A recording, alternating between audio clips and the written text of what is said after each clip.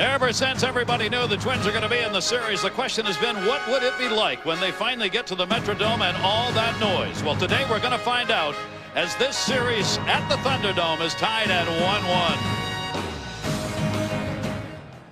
Enter. Be strong. This is the time. This is the future. For 2 days, they scrapped and clawed. For 2 days, they fought for the upper hand. Now, the Yankees and Twins are in the best of 3. Game 1. Twins pitchers silenced the Yankee lineup. Game 2. The Yankee arms stepped up, and the Yankee faithful breathed a sigh of relief. Today, in perhaps his final encore, baseball's most decorated pitcher steps into baseball's most raucous house. This is the time.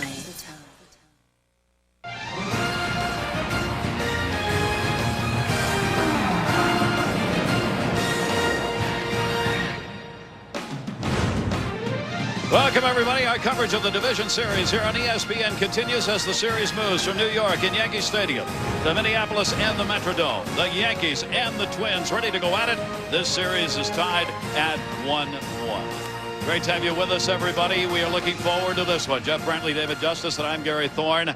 David has been here as a player, recognizes what this noise here is all about. Will the Yankees be intimidated? Well, I don't think they'll be intimidated. I mean, you got to remember, the Yankees play in the Bronx, New York, Yankee Stadium. I think they're definitely prepared for any type of hostile atmosphere anywhere in the world. Well, you were there. You ought to know that part of it. This man has been on the mound, and today Roger Clemens makes a start. It could be the last start in his great career.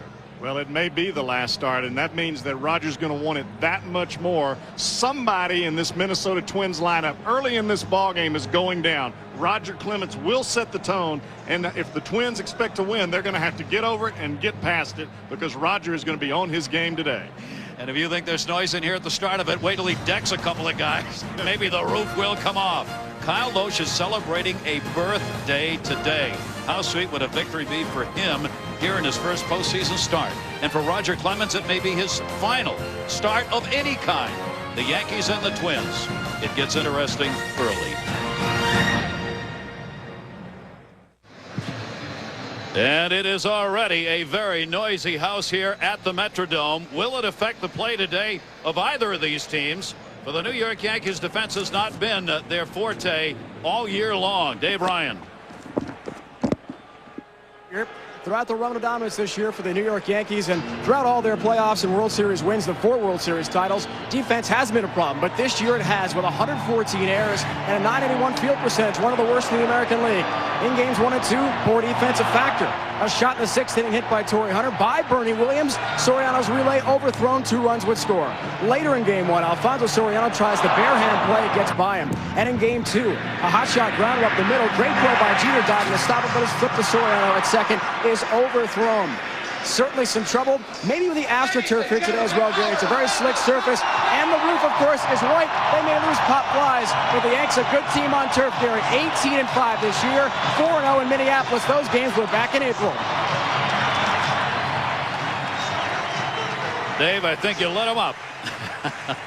There is Joe Torre. What a managerial career he has had with these great Yankee teams, looking for his 5th World Series ring this season. The lineup for the Yankees brought to you by Bristol Myers Squibb. You take a look. The Yankee lineup game 1 did not look like this. Joe Torre didn't like what he saw, so he changed it. It's the same lineup he used in game 2. Johnson has been moved down in the order. He wants Soriano and Jeter to be together at the top. It worked in game 2, so he'll stick with it here in game 3. And our starting pitchers, a birthday boy, Jeff. Kyle Loesch has got to be able to change speeds, especially early in this ball game. These Yankee hitters are really going to try to sit on his fastball. He's got to get the ball down. He's got to change speeds. He's not pitching against Roger Clemens. He's pitching against the Yankee lineup, and he's got to remember that. How nervous will he be here in his first start? He's been in the postseason as a reliever. The defense for Minnesota has been outstanding with Stewart, Hunter, and Jones in the outfield. Hunter a Gold Glove winner. Koski, Guzman, and Rivas. Mitkevich over at first base has been spectacular there. Pazinski will be working behind the plate. That's a good defensive alignment, even here at home where it can be so tough to play. A full house over 55,000 will be on hand. Wally Bell, the veteran, is going to have the plate today with Gary Darling, Tim Welke, Greg Gibson, Randy Marsh, who is the crew chief, and Eric Cooper, the umpiring crew, working this game 3. So David Justice for the Yankees and for Minnesota. If either's to win, what's got to be done by both clubs to come away with a W? Well, the key for the Yankees, first of all, is try to get this crowd out of the game. None better than Soriano, who has so many leadoff home runs. But jump out quick on this team and get this crowd out of it. For the Twins, they must make Roger throw strikes. Stay off of that split finger in the dirt, which is a money pitch for him. If they can make him work and hit strikes, then they got a chance. Jeff Brandley? I think he's exactly right. The biggest key for Minnesota right now is going to be, can Loesch throw strikes early in the ball game and keep his emotions under control. We're going to find out right now. We're ready to go. Game 3. Swung on and missed. Soriano leading it off for the Yankees. He has had a very fine series. 5 hits and 9 at bats for the leadoff hitter. Soriano and Jeter, the 2 table setters now for the Yankees with that revised lineup. A couple of high, maybe out of the strike zone pitches. Well, you know that Soriano is going to swing. If there's any ball that's close in the strike zone, he is going to be swinging at it. And he'll step out to rest just a little bit at the plate, maybe try and slow this thing down. Soriano with a 2-strike count. Kyle Loesch delivers to him, and that's foul back. This is what teams do, though, with Soriano. They try to pitch him in, try to crowd him. They know that with 2 strikes, he'll chase the ball that's a little bit higher than high. Those first 2 pitches were perfectly located. I think this is a positive sign, though, for the Twins, Loesch, to start out at least in the strike zone. And that one again is foul back.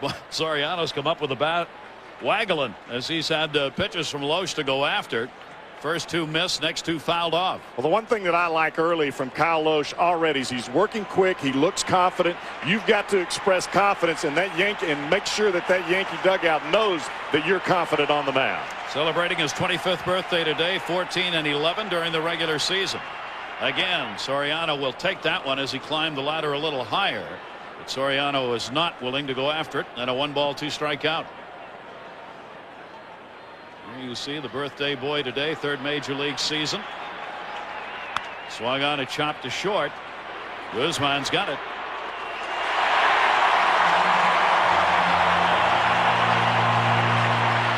David, how about tough is this carpet for infielders to play on when it comes to the ground balls? Well, I was talking to Jeter before the game, and I asked him, do you normally play deeper when you're playing on AstroTurf? He said, yes, you normally do, but with the speed of this Twins ball club, you can't play deeper. Now, the ball gets you a lot quicker playing on AstroTurf. If you're playing more shallow in the infield, that's a greater chance for balls to get by you quicker than if you play deeper. Here is Derek Jeter. Solid numbers. You saw both he and Soriano have been outstanding so far in this division series. Jeter moved up into that number 2 spot when Nick Johnson was shipped down to number 8 because his bat's not hot. Boy, they're going after high heat here. Well, this is part of the adrenaline early in the ball game. The crowd is loud. You got that adrenaline going. I don't think that you're going to see the Yankees chasing these pitches all game long, and I don't think Kyle Loesch can pitch up there all game long. It's a little dangerous here in this yard. 1 strike delivered to Jeter. Got that one down and in. But this is exactly what Kyle Loesch needs in the 1st inning. I mean, he's feeling the adrenaline, the emotion of the crowd. He just wants to get through this 1st inning so he can get back to that dugout and relax a little bit. Loesch lost 2 games to the Yankees during the regular season in starts that he made early in the year. They are the only 2 appearances where he has had a decision against the Yankees in his young career. And Jeter's gone.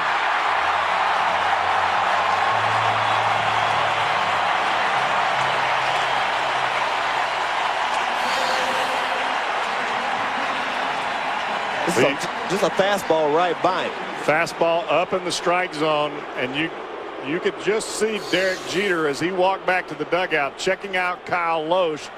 Loesch giving the little fist pump when he struck him out.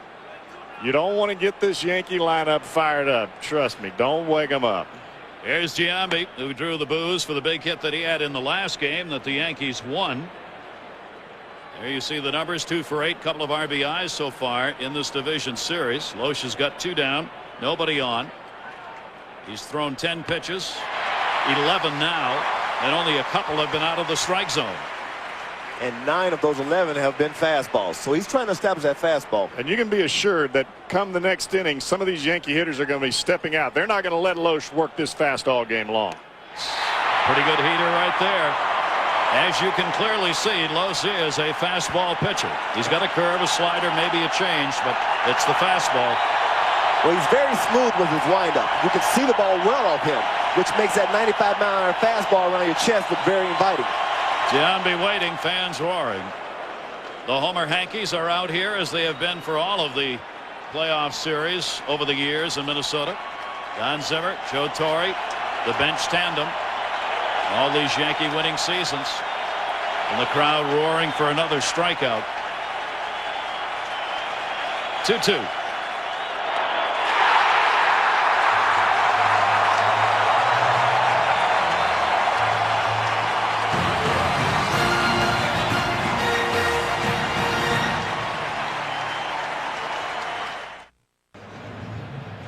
Well, Loesch gets the job done as he sets him down 1-2-3 with a couple of strikeouts. Let's take a look at the lineup for Ron Gardenhire's Minnesota Twins. This is a lineup that total is hitting 173 lifetime against Roger Clemens, the starter for the Yankees today.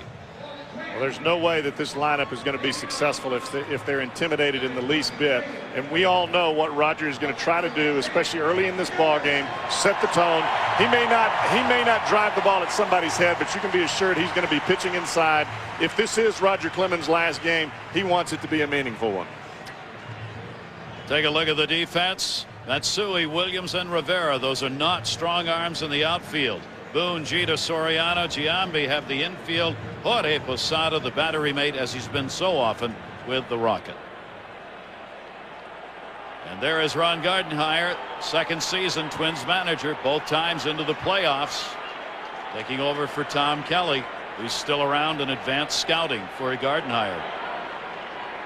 Shannon Stewart steps in. Of all the members of this lineup today that the Twins have in, this is the man who's been the most successful lifetime off Clemens. 8 for 31. Nobody else even remotely has numbers like that against the Rocket. That's up high for a ball. Well, the thing that Stewart does that I think best, and that's what allows him to hit Roger Clemens, is he can hit the ball away, and he's not intimidated. Shannon Stewart can take the ball away and drive it into that right center field gap, even after seeing a pitch underneath his chin. Clemens with a fastball catches the outside corner. We were talking before the game, David Justice, about the home plate umpire, Wally Bell. Exactly. You know, Clemens is very good at throwing the ball just off the outside corner. If he's getting that call today, he's going to be very tough to hit. And Wally Bell usually does that. Yes. That ball is foul back. Books are kept on hitters, pitchers, and umpires. Right. When you see a home plate umpire come out there, you got a pretty good feel of what type of day it's going to be. And you have to adjust to the umpire. He doesn't have to adjust to you. But if Clemens is getting that pitch called a little bit off the plate, then he can extend it a little further. You'll see guys start swinging that balls out of the strike zone. Tried to get one right there and did not. Pitch is taken away. 92-mile-an-hour fastball. What were you laughing at, Bradley? You know, David, after playing with Greg Maddux and Tom Glavine, they love to explore that outside corner and just see how far they can take it out. But I don't think anyone explored it any better than those Braves pitchers. But you would find that guys would start looking for that pitch that's actually a ball. And then they would start swinging at balls even further away. And then all of a sudden a pitcher would throw it inside, almost middle in, and they would take it because they're leaning so far over the plate. 3-2 delivery on the way, and there's a leadoff walk. Let's see how this plays out. Let's check in with Kyle Ravitch. Kyle. Gary, thank you. Pair of rookies on the mound. We start first with Dontrelle Willis. Man on first. Rich Aurelio goes down swinging, and in the first of what many believe will be great matchups. Willis to Barry Bonds. It's not Mike Lola third today. It's Miguel Cabrera ranging into the stands to make the catch. So no damage done. Marlins now batting. A busy day of baseball action. We'll keep you covered on it. Clemens now with Stewart on at first base. Do they start running right away? Well, we do. The thing that I'm worried about is looking at this Yankees outfield. We talked about the arms that they have. With the speed at the top of this Minnesota Twins order, any ball that's in the gap or even a single, I think you're going to see a lot of extra bases taken by this Minnesota Twins lineup when they're on base. They're going to try to put pressure on these outfield arms. Definitely. They know the arms in the outfield. what the Yankees outfielders have to understand, though, is balls that are hitting these gaps, if they can cut them off, but your angles to the balls have got to be perfect. If not, you may turn a double into a triple, or a guy from first will definitely score on. That one fouled off by Rivas, who's looking for his first hit of this division series with the 0 for 7. He looked like he was trying to shoot that ball between first and second base, with the runner being held over there by Nick Johnson. Well, David, you talked about the speed of this turf, especially when balls are hit hard, and Bernie Williams just doesn't have the speed that he's had before, and any ball that's to his left or right, it doesn't even have to be in the gap at this point. He's going to have a tough time getting it cut off. Stewart had only 4 stolen bases, 6 chances during the regular season, but Clemens has thrown over twice and now looks him back. But see, this is exactly what Minnesota wants to do. They want to disrupt the tempo of Roger Clemens. Don't let him get into a comfort zone. And when you have speed, a guy like Rivas who can handle the bat, and you got a guy fast at first base, you can disrupt him a little. That one's going to be fouled back as he came back inside, and that'll put a 2-strike count on the Twins' number 2 hitter. Well, I think that's the biggest thing that they're going to try to do early. Anytime you let Roger settle in and get that confidence and get that mojo going a little bit, he's awful tough to get to. If you can get to him early, keep him out of his game, you got a chance to beat the big boy. He is 23-12 lifetime against the Minnesota Twins. Some big numbers, including a victory this season. That one's fouled back. Reached for that one again. We're talking about the infield. If you take a look at where the infield's lined up right now, they are in. I mean, even though this is a double play situation, they are really drawn in tight right now compared to what you'd be on grass. And it's because of the speed of this Minnesota ball club. You cannot play back. If you play back, there's no way you'll turn double play. And if you play back, you may not throw the runner out at first as well. So you must come in if you got a chance, if you want to have a chance of throwing them out. And a 2-strike count here on Rivas. Shannon Stewart at first base. Not a big lead. Not going. And that one hit in the air to right. Rivera's there. Puts that one away. Runner tags what will stay at first base. And as we learned in the Marlins game, from now on in this postseason, any fly ball will not be called an out until it is in the glove. There you go. And stays there. Especially in this part. Wow. One away. David, we were talking earlier before we went on the air, and you were telling me what it was like to go out and play behind a guy like Roger Clemens. How much difference does it make to play behind a guy that you know has that big adrenaline and taking the mound with some serious presence? Well, Rocket is the most fired up guy out there on the field right now. His pregame preparation and the intensity that he has in his eyes, you can't wait to get out there on defense. You can't wait to hit, because you know he's about to give you 150%. He's giving you all he has. So, he just elevates the whole team just by the way he takes the mound with his presence.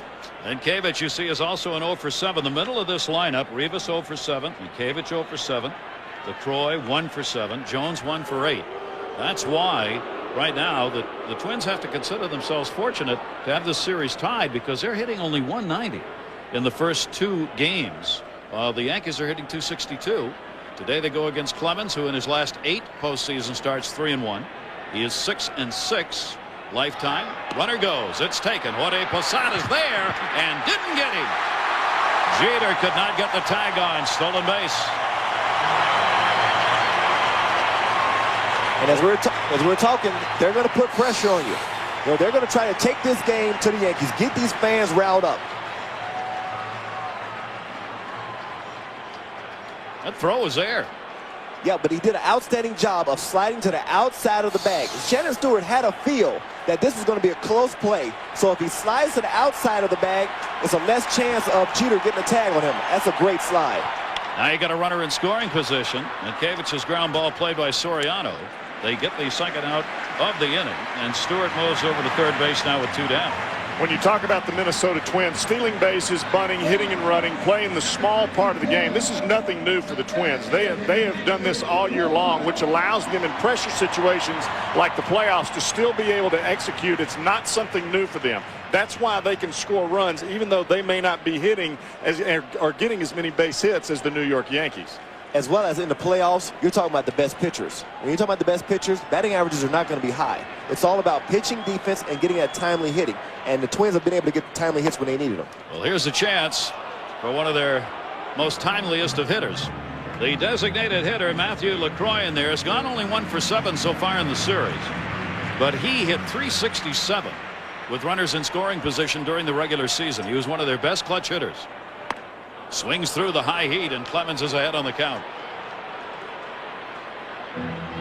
Roger Clemens coming with that notorious fastball, the great splitter that he throws, keeping everybody honest. Third all-time in strikeouts, 4,099 regular season Ks, and he adds another right there. Almost like he needed it, so he just went out and got it.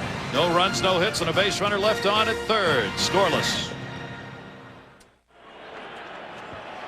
Great to have you with us. Our coverage here on this very big Saturday in the division playoffs. Major League Baseball, no score. Loesch will go back to work. Bernie Williams stands in. I noted this to David Justice, Jeff, before the game. We had a note here that Bernie's got 57 career postseason RBIs now. Do you know who's number one on the all-time postseason RBI list? Let's hear it. It's David. It's J-U-S. I think it's a Justice. Justice has 63. Williams has 57 postseason RBIs. How about that? How about that? Huh? Well, thank you guys. I'm the temporary leader. Wait a minute. You told me you were going to sign a new deal. If he gets within 2, you can come back. I told you I'm coming back next year if he gets close. And Bernie Williams fouls that one off. Well, I've got to believe when Bernie comes back next year, it's going to be in left field. I've got a feeling that Soriano is going to be the Yankees center fielder next year. I think they're going to put that speed and that athletic body out in center field and sign a second baseman that can lead off for them, and that will make a little bit of change. It'll take a lot of pressure off Bernie Williams. David's waiting anxiously. Just to say that's one heck of a prediction. What are you going to do with Matsui? What's that? What are you going to do with the left fielder now? Jeff didn't think that far ahead. Matsui, you're going to win Rookie of the Year, and you're going to He's bench going him? to move to second. You think he's going to win Rookie of the Year? Well, yeah, I do. You don't think so? No. No. Okay.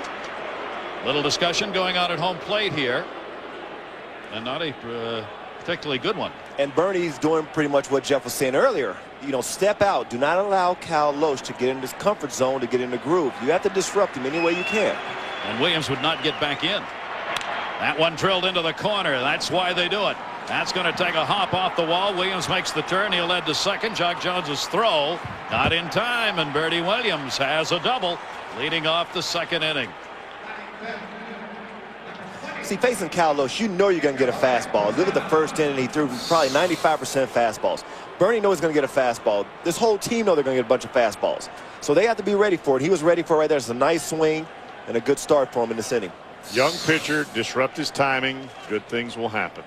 You let Loesch stay in that groove as he was in the first inning, you have some major problems hitting that stuff. And this is what the Yankees want to do early, because as you listening, there's nobody really talking much in this, because the crowd is taken out of it right now. Now Jorge Posada with a 1-for-8 so far in the series gets the RBI chance. The switch hitter batting left here against Loesch. They'll try and hold Williams close at second, and takes that pitch for a strike.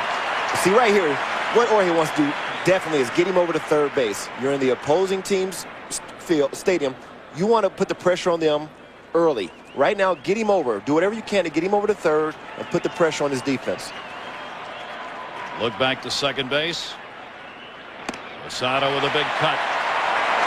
David, when you're trying to get somebody over to second base and you're a left-handed hitter and you know you've got to pull the ball, are you trying to dive towards the plate and try to hook it? Do you try to do anything different? What do you try to do to get the guy over there? Stand a little closer. Get a little closer to the plate, and all you're thinking is, I want to hit a ball hard on the ground to this side of the field. You're giving yourself up for the next guy on deck to drive the run in. No one is taken up high in a 1-ball 2-strike count. Great to have you with us. This series moving to the Metrodome from Yankee Stadium, where the team split the first two. David Justice, Jeff Brentley, I'm Gary Thorne. Dave Ryan with us down on the field today. Roger Clemens, first inning, got a big strikeout to end it. Loesch retired the side in the first with 2 Ks. But Williams has led off the second here with a double. He's at second, nobody out. And Jorge Posada trying to get him around. Will take the pitch up high. See a lot of guys looking like they want to offer at that high fastball. Reason is Cal Loesch is a tall guy, just like Roger Clemens. They come from over the top. You see the ball well. And you see it so well, it looks like it's hittable. But people don't understand it's 93, 94, 95 miles an hour. And it gets on you in a hurry. Williams watching the shortstop behind him at second base. Loesch delivers way inside. Movement down and in that time. The Yankees have hit here in this ballpark extremely well. This year they hit .320. They won all the games they played against Minnesota this season. They outscored the Twins 38-9 here at the Metrodome and pumped the home runs. I mean, this is a ball club that historically has played very well on the road anyway, but here they have really gotten the job done. That'll move the runner up. Mankiewicz has got to play that to the bag. And Williams is down to third base with one away. We'll check in with Kyle Ravitch. Carl. Gary trying to draw first blood. It's the Florida Marlins at home. They got a hit. They got a man on third after a steal, and Derek Lee goes down swinging. So Williams out of it. 0-0 in the second. Some surprises there. Who would have thought the Marlins would be number 1 in and number 2 in the position they're in right now in this series? Well, they've got some players. Anytime you've got a first baseman that can steal 20-plus bags, not only do you have some great team speed, you got it all over the place. I mean, when's the last time we saw a first baseman steal that many bags? Yep. And hit with the power that Derek Lee's had? That guy can play. They got the pump going. They are on adrenaline. Matsui, runner on at third base. The infield's going to move in. Gardenhire figuring this one's going to be close. And that won't matter. Way back into right field. The only issue's how far. Goodbye, home run, Matsui. A 2-run shot, and the Yankees have a 2-0 lead. Did somebody say Godzilla? Jones and Wright never moved. Now he's had an opportunity to sit over there and watch Cal Loach throw all these fastballs and throw them up in the zone. He's definitely looking for a fastball up in the zone, and he just tattoos it. But that's a good job by Matsui over there in the dugout, watching how the game is progressing and knowing that he's going to get a fastball. And it's not going to stop. This team is going to see a lot of fastballs because that's Cal Loach's strength. And you can afford to cheat on that ball, knowing all you got to do is get a fly ball and you have some production there. During the regular season, Loach gave up 28 home runs. Aaron Boone up now, and the Yankees are on top as Matsui lives up to the tradition of the Bronx Bombers and puts one out here in the Metrodome. Pitch taken for a strike. Well, David, you were exactly right. As soon as the Yankees get on the board, it got awful quiet in here. Real quiet. And see, this is what you want to do when you're playing in the other team's ballpark, is get the crowd out of the game and keep them out of the game. Then there is no noise factor. Third strikeout as Boone chased a breaking ball down and away. 2 down. Well, this is where Loach has got to pitch down in the strike zone. We talked about that earlier. You get out there and get excited. Yeah, the Yankees going to swing at some of those high fastballs, but if you stay up there, you're going to get burned. Boone retired. Yankees 2 away and the base is empty. Here is Nick Johnson looking for his first hit of the division series. Takes a strike on the outside corner. Cal Loach is a fastball pitcher, and he has an outstanding fastball, but you must mix in other pitches, something to keep the guys off of your fastball. That one moved away, high chopper. Mankiewicz the flip. Loach is there. That will retire the side, but not before damage done. 2 runs, 2 hits. Matsui the blast, the home run. Yankees lead it. Matsui had 16 home runs during the regular season. Puts one up here in the postseason. And the Yankees, behind his 2 RBIs, have the 2-0 lead. Doc Jones stands in against Roger Clemens. Takes it outside for a ball. Jones has gone 1 for 8 so far in this series. Hunter and Koski will follow. Clemens with a strikeout and a walk in the first inning. Swung on and missed. Nasty pitch going down. Great to have you with us here. When you have a hitter and a pitcher in the booth at the same time, it's necessary that the play-by-play man sit in the middle. And we're glad that you're in the middle. Don't Dad, start. We're glad, Dad. Don't start. I'm telling you. I'll call security. Swung on and missed. And see, that is what Roger Clemens is going to rely on now. He has built a lead. Get ahead with a strike, and then start working his split finger in. He's just got Jock Jones to chase 2 pitches that would have been balls. Jones 5 for 23 lifetime against Roger Clemens. And Jones will take that one away. And as David talked about earlier, Clemens is testing the width of this plate. When he's ahead on the count, he's seeing how far he can go out there and get or not get strikes called by home plate umpire Wally Bell. And if he's not getting the call, he's going to start looking in there. Missed outside with that. 3 ball, 2 strike count. And I think when you give Roger Clemens a lead, I think he becomes a better pitcher. I think he can smell that victory. It may be in the first or second inning, but Roger Clemens, he's got the ability to turn it up unlike anybody I've ever seen. That's a high chopper to Soriano. Easy play for him. The flip. And Jones is retired. Let's check in downstairs with Dave Ryan. Dave. All right, Gary, big home run from Hideki Matsui. Once he committed to playing in the major leagues, the Japanese media has chronicled everything he's done on the field. There are at times up to 60 credential requests coming in from Japanese outlets, 15 print writers, newspapers and magazines, up to 10 still photographers, 6 different TV stations send personnel after batting practice guys yesterday. The entire Japanese media group awaited a comment from Matsui. He stopped by and spoke for about 5 minutes. One of the all-time great Japanese league players. His every move being sent back home. And, of course, the latest 2-run homer also being shown in Japan. It's a second career coming to the major leagues in this country. All of those stats that you see on there, that 3-time MVP, all those home runs, consecutive titles, that's why I think he's not a rookie. So there. Hunter's gone 3 for 6. Roger Clemens. My answer and about the Rookie of the Year thing was I finally came down to the fact it's not his fault. He didn't make the rule. He came here. He did well. The rule says he's a rookie. I don't like it. He should be Rookie of the Year. So there. Point. Counterpoint. There you go. Hunter takes that one in the air to right field. In a moment, he's going to be 0 for 21 against Roger Clemens. 2 down. Clemens has owned him. Well, if the Twins are going to win this ballgame, they've got to have Jock Jones and Torrey Hunter swing the bat well. We know what Shannon Stewart can do at the top of the lineup, but both of these guys, Hunter and Jock Jones, have meant so much to this ball club throughout this whole season. They've got to provide some offense if they're going to win this game. And Ron Gardenhire knows that. Right now, the middle of his order is not hitting. 2 down, nobody on. Corey Koski, couple of hits, 8 at bats so far in the series. And he takes a strike on the outside corner. There's that pitch right there, David, that you were talking about earlier. Backdoor slider. If he can get a little bit of that edge on the outside corner, you know Roger's going to continue to try to expand that part of the play. Clemens with 2 down, nobody on. Little off speed delivery that misses down low. 1 ball, 1 strike count on Koski. Rogers had a couple of grimaces out there.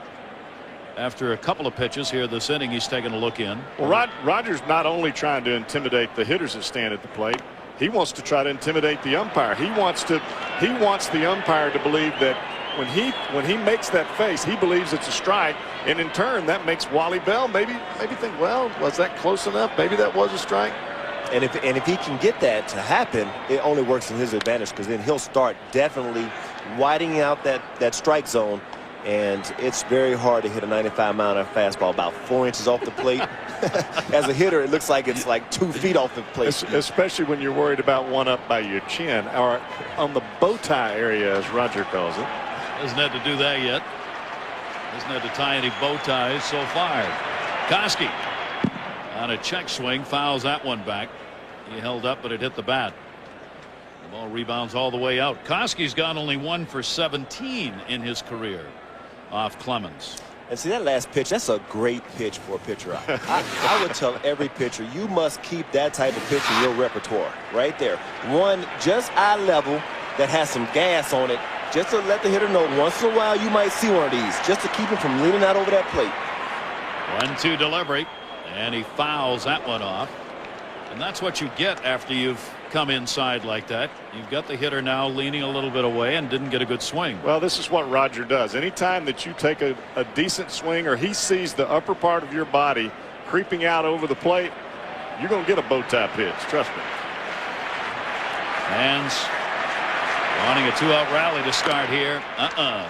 The strikeout by Clemens is going to be his second. He retires the side in order. And the Yankees in the series that's tied at 1-1 have a 2-0 lead in this game. And the Fish just keep on swimming, don't they? Welcome back here to Minnesota, where the Yankees have the 2-0 lead. Jorge Posada, Derek Jeter, a couple of the veteran winners on this Yankee team that won 101 games this year. These veterans like Bernie Williams, it may be tough to play here, but if anybody can come here and play well, it would be these type players for the Yankees. Bush's delivery. It would definitely be the Yankees. I mean, when you play in the Bronx on a daily basis, I mean, your skin is thickened. I mean, you can play in any hostile environment because you're used to playing in a hostile environment every home game. You speak from experience. Yeah. But you talk about they have the most passionate fans and knowledgeable. People don't understand how knowledgeable the Yankee fan is. I'll never forget when Soriano went that long stretch without getting a walk. And when he finally got his first walk, he received a standing ovation in the stadium. How does everyone in the stadium know he has no walks? Because they're following the team. That's right. Loesch has got a 1-ball, 1-strike count. Rivera batting in the 9 spot. And a check swing. They want to look, see if he went around. He did not. Gary Darling at first base. But you know, David, we talked about the fans in this ballpark and how loud that they could be. But I still believe that as we see this check swing right here, I don't think he went. I still think that the most intimidating ballpark to play in for an opposing player is Yankee Stadium. Yeah, I remember when I played for other teams. As soon as I got the schedule, I would check and see how many times do we go to New York, and I would check when. Coming into that ballpark, it's almost like you're playing against ghosts, especially with all the statues out there and left. I mean, well, I've always said they're the ultimate 10th man. You know, that's different. A very tough team to beat at home. Minnesota fans are trying to be that for their Twins here in this postseason, as they have been before. Foul back. Minnesota here at home went 48-33 this season. Well, I tell you what, it tells you a lot what the Yankees think about this young player, because it's very rare that you see a lot of young players come up and make this team unless the Yankees think highly of them. Guys like Posada, an all-star. Bernie Williams, all-star. Jeter, all-star. Now this kid. Normally, they fill their spots with veterans from other places. Rivera hit 266 during the regular season. He fouls that one back off Loesch to keep his at-bat alive on that 94-mile-an-hour fastball. A 3-2 count. And it's not only your performance on the baseball field, it's how you carry yourself.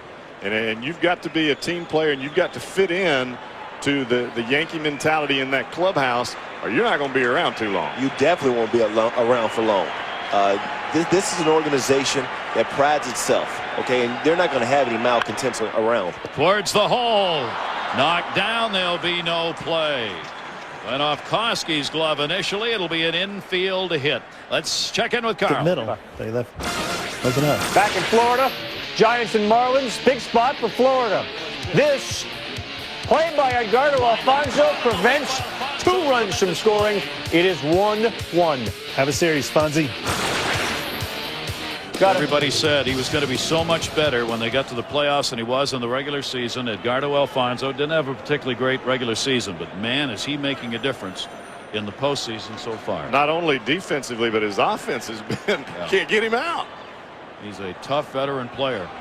Runner on at first base now as Rivera picks up that infield hit, and the Yankees have their 3rd hit off Loesch. Soriano grounded out his first time up, will stand in, maybe. Wally Bell had to call the timeout. Soriano slowing it down. This is an important inning for Loesch, getting that leadoff hitter on base. He has got to hold this Yankee lineup down. Came over the top on that one. Soriano, who comes up swinging. He doesn't take many pitches. He's not up there to wait. He may be a leadoff batter, but he's not going to stand there very often and make you throw. We saw that in his first at bat in this game. He was wailing away, fouling off pitches after he got a couple of strikes on him, and then finally grounded out. He may be missing those fastballs, but he's not behind them. He's just swinging under them. And Loesch is starting to pitch now, too. He's throwing fastballs, he's mixing his breaking ball, and he's getting some called strikes with his breaking ball. If he can go back and forth between those 2 pitches and keep these guys off balance, then obviously it'll bode better for him. Had a fine second half, went 8-3 after the All-Star break with the Twins. Here at home, 1-6 and lost 4. An ERA of 4.12 on his home turf. Jammed him with a high inside fastball. Well, that's the area where a lot of pitchers try to get Soriano. They feel like he cannot handle the ball in and up as well. And if you go a little higher, they feel like he'll chase it. That's the only weak spot that a lot of pitchers feel that he has. But if you miss there and miss over the plate, see ya. It's gone. He struck out 130 times on the season, right up there with Giambi, who led the league with 140 Ks. Not going to swing at that one. A little behind the head and a 2-ball, 2-strike count. And let's don't make a mistake. This is not Kyle Lowe's trying to throw the ball at the head of Soriano. He's just trying to reach back and get a little extra. Just let that shoulder fly a little too soon. Ball got flat. Look out. 2-2 count, runner at first base. Good. Breaking ball down and away. Set him up. That'll be the 4th strikeout for Loesch. More great baseball coming your way today. The Braves and the Cubs, 4 o'clock Eastern. And that game 4 is on Fox. The Cubs leading at 2-1. The A's and the Red Sox. The A's with a chance to wrap it up. That'll be at 7:30 Eastern, 4:30 Pacific. Game 3 on ESPN2. Lilly and Lowe are the scheduled starters. And that is not a Broadway play. Major League Baseball coming up today. As the A's on the threshold of moving on against the Red Sox, whose mighty offensive machine has been shut down. Here's Derek Jeter. Swing and a miss on that one. Jeter, strikeout victim, his first time up. Lowe struck out 130 in 201 innings during the regular season. Walked only 45. 14 wins, 11 losses for the Twins right-hander. Infield double play depth. Jeter off the fists. I love to watch pitchers' eyes, especially Clemens, and you see Loesch there looking into home plate, that concentration and just that sheer being in attack mode. That tells me that this kid is not scared at all. He wants to win this ball game. I love looking at those eyes when he looks into home plate, trying to get his sign, being on the attack, especially against a hitter like Derek Jeter. Jeter, who finished the season hitting .324, getting the stare down. Rivera at first base, not running. Jeter takes it outside. I always wondered where that came from. Jeter always falls across the plate following a pitch. I mean, he does it all the time. Leans out, falls over when he's not going to swing. Well, he's just getting a good look at the ball on the outside part. He certainly does. He'll fall right over into the other batter's box sometimes. 1 ball, 2 strike count on him. Loesch's delivery's fouled away. Derek is one of those guys that I don't know how he does it, but he stays inside the ball better than just about any hitter that I've seen in the big leagues. And as long as he stays back, he can drive that ball out of right center field. And this is not a guy that's known for his power, but he can take a fastball that's on the inside part of the plate and shoot that ball into the right center field gap. Well, and exactly what you're saying. I mean, we used to call it slump proof. He's the type of guy who can take a fastball inside and hit it to right field as hard as you'll ever see. And it's just amazing how he can do it, because just the way he does it, the way he pulls his hands in and gets the bat head on the ball and then drives the right field. I think that's just a gift he was born with. For me, he's the guy that you've got to throw some off-speed pitches and try to make him roll over and hit the ball on the ground. You stay with fastballs, he's going to hurt you. Just missed outside, took a little bit off that, and Loesch has the count now, 2 balls and 2 strikes. But you know, David, when he's in batting practice, he does the same thing. That's what he just works on that all the time. I mean, you watch him in BP, and he's consistently driving that ball into right center field. That's his natural approach. I mean, I played with him, and I talked to him, how do you do it? He said, I don't know. That's my natural approach. Fouls that off. And in this ballpark sometimes is thought of as a home run ballpark. It is not. Historically, the Metrodome has been a ballpark, in fact, that has diminished home runs when compared to other ballparks. But it is a great extra base hit park. Huge gaps. 408 to dead center, and that carpet where the ball speeds up in the outfield. Doubles and triples multiply here like rabbits in the Maine woods. 2 ball, 2 strike delivery. Up the middle, quickly, base hit. Rivera makes a turn. He'll stay as Hunter will get it back in. It gets away, but it's backed up. So Jeter's got himself a base hit, 2 on and 1 down. And you see how quickly that ball got through the middle. And that's what you get with AstroTurf. And if the ball is not hit directly at an infielder or 1 step to either side, it's very tough to get there because the ball is going to be picking up speed. As well as line drives we're talking about that are hitting the gaps. Many a times you'll see a ball line drive straight over the shortstop's head or straight over the second baseman's head that in any other ballpark would be a double. Well, here it's getting to the fence, and it could turn into a triple, especially with the speed that the Twins have. Well, Loesch has got to come up with some big pitches right here against Giambi. Threw him a lot of high fastballs early, and I can guarantee you Giambi will remember that first AB. If he can't use some off-speed pitches right here, But I would go with the fastball high. I'd go with the fastball high because Giambi is a notorious low ball hitter and a great breaking ball hitter, especially low and in. I would see if he would continue to chase high. Giambi will take that pitch inside. 2 on here and only 1 away. Rivera led it off with a single. Soriano the strikeout, then Jeter the single. And now Giambi's got another chance at it. He came through in game 2. The Yankees won it 4-1, and he had the hit that gave them a little extra breathing room with a couple of RBIs in game 2. And it was a big hit for his confidence as well. I mean, a lot of pressure is on his shoulders each at bat, especially with men in scoring position. He's 2 for 9 right now in this series in game 2. Here's the hit we were talking about. Put that one up the middle. Mariano just kept waving him around. Jeter followed him in. And the Yankees came away with that victory in game 2 at the stadium. Now Rick Anderson is on his way out to have a discussion with Loesch. There's the pitching coach of the Twins. Well, I think what he's going out to tell him, especially at 2-0 right here, do not give in to Jason Giambi. The last thing that you want to do is groove one right down the middle with Giambi at the plate, especially with the swing he's got.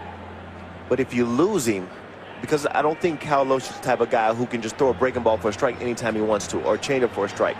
He has to mix them in as chase pitches.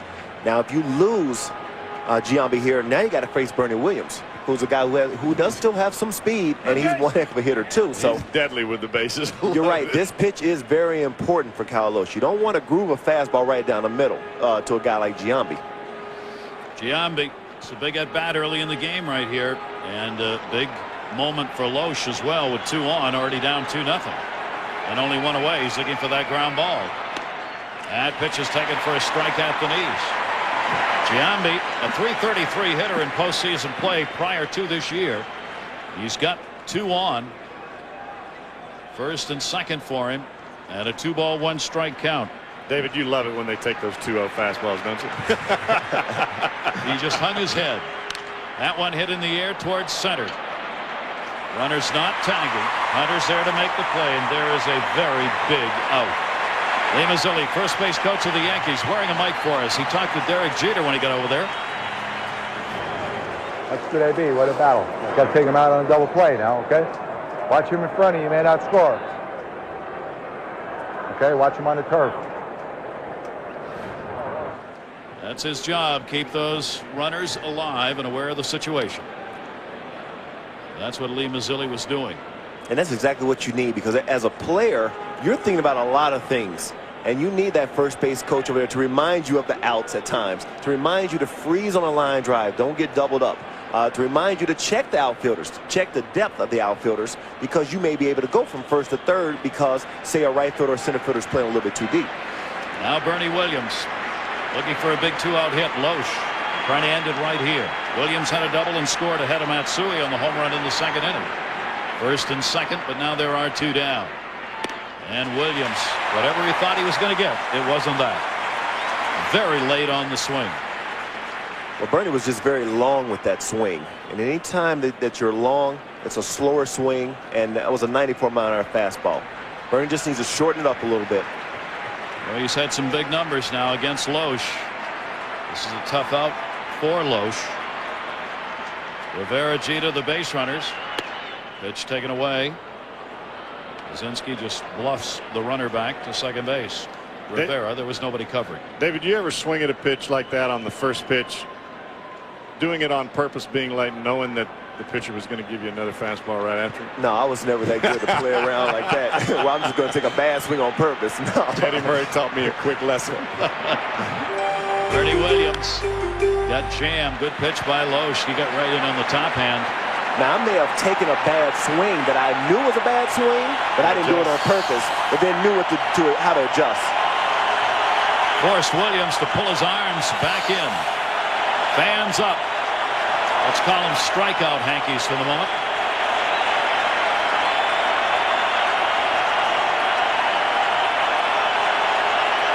Two down, runners off first and second.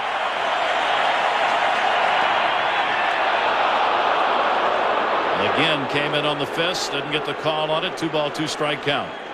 And that's not those 2 pitches are not bad pitches, because Bernie is a smart hitter, and after being late on that first pitch, I guarantee you Bernie doesn't want to be late again, especially with 2 strikes. Bernie, one of the all-time leaders in postseason At-bats, hits, and runs. That one to center field. A big base hit. Rivera makes the turn and will score. And an RBI single and a 3-0 lead for the Yankees. So Williams having himself a big day. 2 for 2. A run scored and an RBI already. David, he did exactly what you were just talking about. He missed that first fastball, and he was waiting on that from the time that he missed the first one and makes the adjustment. That's why he swung over the top of that breaking ball to get to 2 strikes. Well, he knew the first swing was a long swing. He just made the adjustment. He's a veteran. He's played a long time. He knew what adjustment he needed to make. Kyle Lohse gave him another fastball, just like the fastball in his first at-bat that he doubled off of. Bernie is a tough out with a runner at second base. He is tough. Now Jorge Posada. Lohse unable to get that second out, that final out rather, where he needed it. And now still runners at first and second. Jorge Posada grounded out his first time up. He is 1 for 9 so far in this division series, and the Yankees have put up 3 runs on 5 hits. And Rogers is in the bullpen, the left-hander getting ready. You can't wait long, especially with Clemens on the mound. Lohse's first postseason career start in a bit of a problem here. That one's going to be taken up high. Great to have you with us indoors here at the Metrodome. And the Yankees have jumped on top in this ball game. They've done it with a home run by Matsui. The 1 for 1, the 2 RBIs. And Bernie Williams has added to it here in this inning. There's Matsui waiting in the on-deck circle. He drove the ball out against Lohse in the second inning. 1 ball, 2 strike count. Williams RBI moves him that much closer to David Justice. He's got 58 career postseason RBIs. I've got my uniform in my bag. You're ready. I'll sign you up. I'm going to be your agent. That one's foul back. Who's going to be in the playoffs next year? I'm going to go to their team for the minimum. I'll take the minimum. For the minimum. Just so I know I can get in the postseason again. There's Lohse, 63 total. That's a lot of pitches. We're only in the 3rd inning. Jorge Posada, 1-2. Runners off first and second base. And that misses inside 2-2. Came in with the fastball on him. Well, Lohse still has a tough battle here. He still has to continue to stay focused and make the pitches. Don't give in. Don't give away that approach of locating that strike zone. This is a tough hitter right here. You have to get him. Don't let this inning get away from you. Jeter's at second. Williams on at first base. Off-speed delivery out in front of it. Keeps the count on the foul ball at 2-2. You know, sometimes you'll give up a run in an inning, and you're still thinking about that run that you gave up, that you're not really focusing on that strike zone and that next hitter. And instead of giving up 1 run in an inning, you could mess around and give up 3 or 4 because you lose that type of intensity that you need to continue to have in that inning. Can't ever lose your concentration regardless of what happens behind you. That's when the innings get away from you. Here's a 2-2 delivery on the way, and a miss down low with it. So a 35 pitch inning so far, and Lohse is still not out of it. Ron Gardenhire, this is what you get paid for as a manager. He's looking at the home plate umpire, Wally Bell. You get paid for the decision of how long do you leave the starter in. Well, you can see Lohse, even though his velocity is still fine, the breaking ball's gotten a little loopy, and he's lost the command of his fastball. If you can't locate a fastball, especially in this situation, big trouble. Runners are going. 3-2-2 down, and he got him. And he has 5 strikeouts. But the Yankees get another run. Bernie Williams delivered the base hit. Yankees leave 2 on. They lead it 3-0. Yankees have the 3-0 lead. Somebody's going to go up 2-1 in this division series game. Roger Clemens trying to make it the Yankees. 17 wins, 9 losses this season. Clemens with 310 career wins. Bottom of the order. Lazinski will lead it off. Lisman will follow, and then Stewart at the top of the order. That one bounces away, ball 1. Clemens has walked 1, struck out 2. Lohse has walked none and struck out 5, but the Yankees have found hits. And we're talking about this, Jeff. Will there be any effects with Roger Clemens after sitting for so long that last inning? I don't know that there will be this early in the ball game. Obviously, he's thrown a couple of balls, so it looks as though, but I think it affects him more towards the end of the ballgame if he has to sit than early in the ballgame. I think he can make the adjustment this early. That pitch is taken. Luzinski clearly was looking for a walk. That time as he just stepped out, showed a little bunt, but they're just trying to get some base runners on here. And one of the things Ron Gardenhire said that he had told his Twins hitters they want to make Roger Clemens have to work in this game, make him throw some pitches. He misses up high with that one, and it goes to 3-1.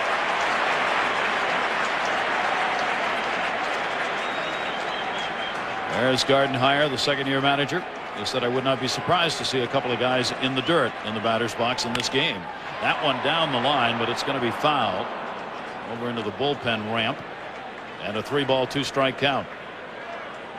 Gardenhire, former infielder, shortstop, played major minor league baseball, kind of a bench player most of the time, couple of seasons where he got in regularly, and he's a get down dirty, grind it out kind of guy, and he's tried to give that to his team. That one is punched the other way, foul. Good catch made down the line. Bring your glove, take a souvenir home. Luzinski battling here, and he's got a 3-ball 2-strike count. If you see the line drives that are hitting these stands sometimes, you'd be surprised everybody doesn't bring a glove. Scary, isn't it? Those low liners that go about 4 rows back. 3-2 pitch. That one deep to right field. That is way back. Goodbye. Home run.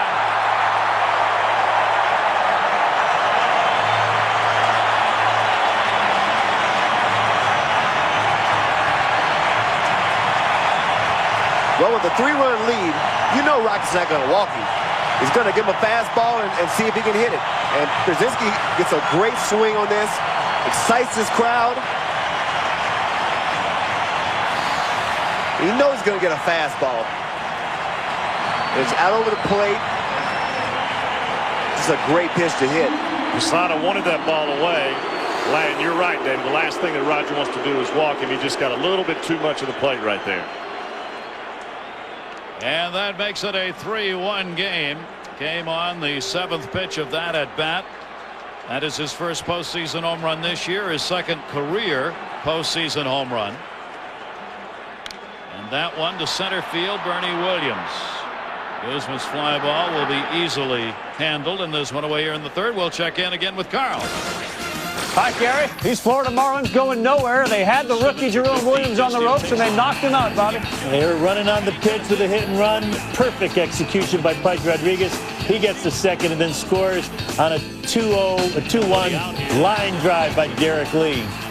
This is 3-1 Florida, and Williams out of the game. Williams out of the game. Jim Brower in. Schmidt's decision not to go hurts him here a little bit. Shannon Stewart here. You talk about somebody who's found a home. How about Pudge Rodriguez? He's already said he wants to stay. He loves it there. He loves playing there, and he's doing it on the field. But I think a lot of people forgot how great a player Pudge Rodriguez was. And this guy's perennial all-star. That one hit on a shot, but an atom ball. That's Suey right there to put it away. Stewart is retired, and there are 2 down. Want to remind you tonight on ESPN, 7:45 Eastern, college football is going to come your way. Ranked number 7 Tennessee, Casey Clausen, a QB. They will take on Auburn. College game day scoreboard at 7:30 Eastern time. College football on this Saturday. Great to have you with us here at the Metrodome. There are 2 down now. Got some shots hit off Clemens, one of them out. The other 2 outs. Rivas flying out his first time up. He pops that one up second base. Alfonso Soriano waving off the outfield, and he will put it away. But the Twins get on the board with a homer. It's now 3-1. Already 1 home run in this ball game. Matsui stands in and takes a strike. He delivered his first postseason home run. Luzinski has answered with a home run, but the Yankees have the 3-1 lead. Matsui now with a couple of hits and 7 at-bats in the series. That just missed.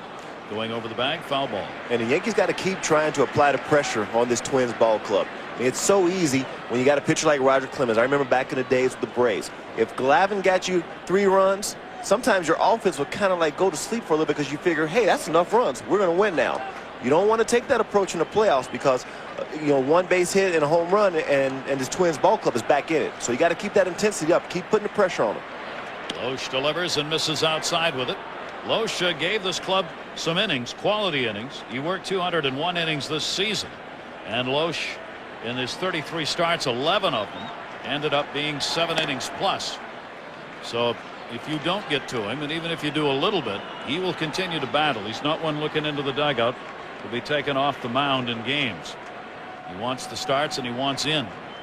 Matsui's got a 2-2 count on him and takes that one the other way, but foul. I think Kyle Loesch is only going to get better as his years go on. The one thing that you can teach you guys how to pitch, and you can teach them mechanics, but what you can't teach him is not to be scared. And this guy is not scared. He has no fear when he's out there. I think he's only going to get better as he gets older. Another one down the line, and that's going to end up in the seats. Loesch's starts against the Yankees were very early in the season. In fact, it was just his second start. Pitched a pretty good game in the first one. Couple of runs, 3 hits, 7 innings. Faced the Yankees again in April and had an 8-2 loss in which he gave up 7 runs on 10 hits and just 4 1/3. So lifetime against the Yankees, 3-0. Matsui to second base. Hard hit ball. Rivas makes the play. And we'll check in again with Carl Ravitch. Carl. All right, Garrett, thank you very much. Back to the Giant Marlin game. Florida had gotten the starter out and a chance to add to it with no outs. Edgardo Alfonso makes 1 play. And now with 1 out, Edgardo Alfonso turns a double play. They intentionally walked the bases loaded to get into that situation. They got out of it only down by 2. Edgardo thinks he's 21 again. Playing like it. He sure is. Off the fist. That one's going to be popped back. As Boone at the plate, a strikeout victim, his first time up. But what you saw in that replay is you see the Marlins continue to put the pressure on that San Francisco ball club. And that's what I mean by this Yankee ball club. Continue to apply the pressure. Keep up the pressure. Do not let your offense lull yourself to sleep because you figure you got enough runs to win now. Loesch. This is outside. Loesch has started 13 out of 16 hitters with a strike. He's getting ahead on the count early in the game. Matsui with a 2 RBI homer. The RBI single by Williams. Lee runs off him. Jammed him again outside of third base. Koski with room. Nasty inside pitches by Loesch to Aaron Boone.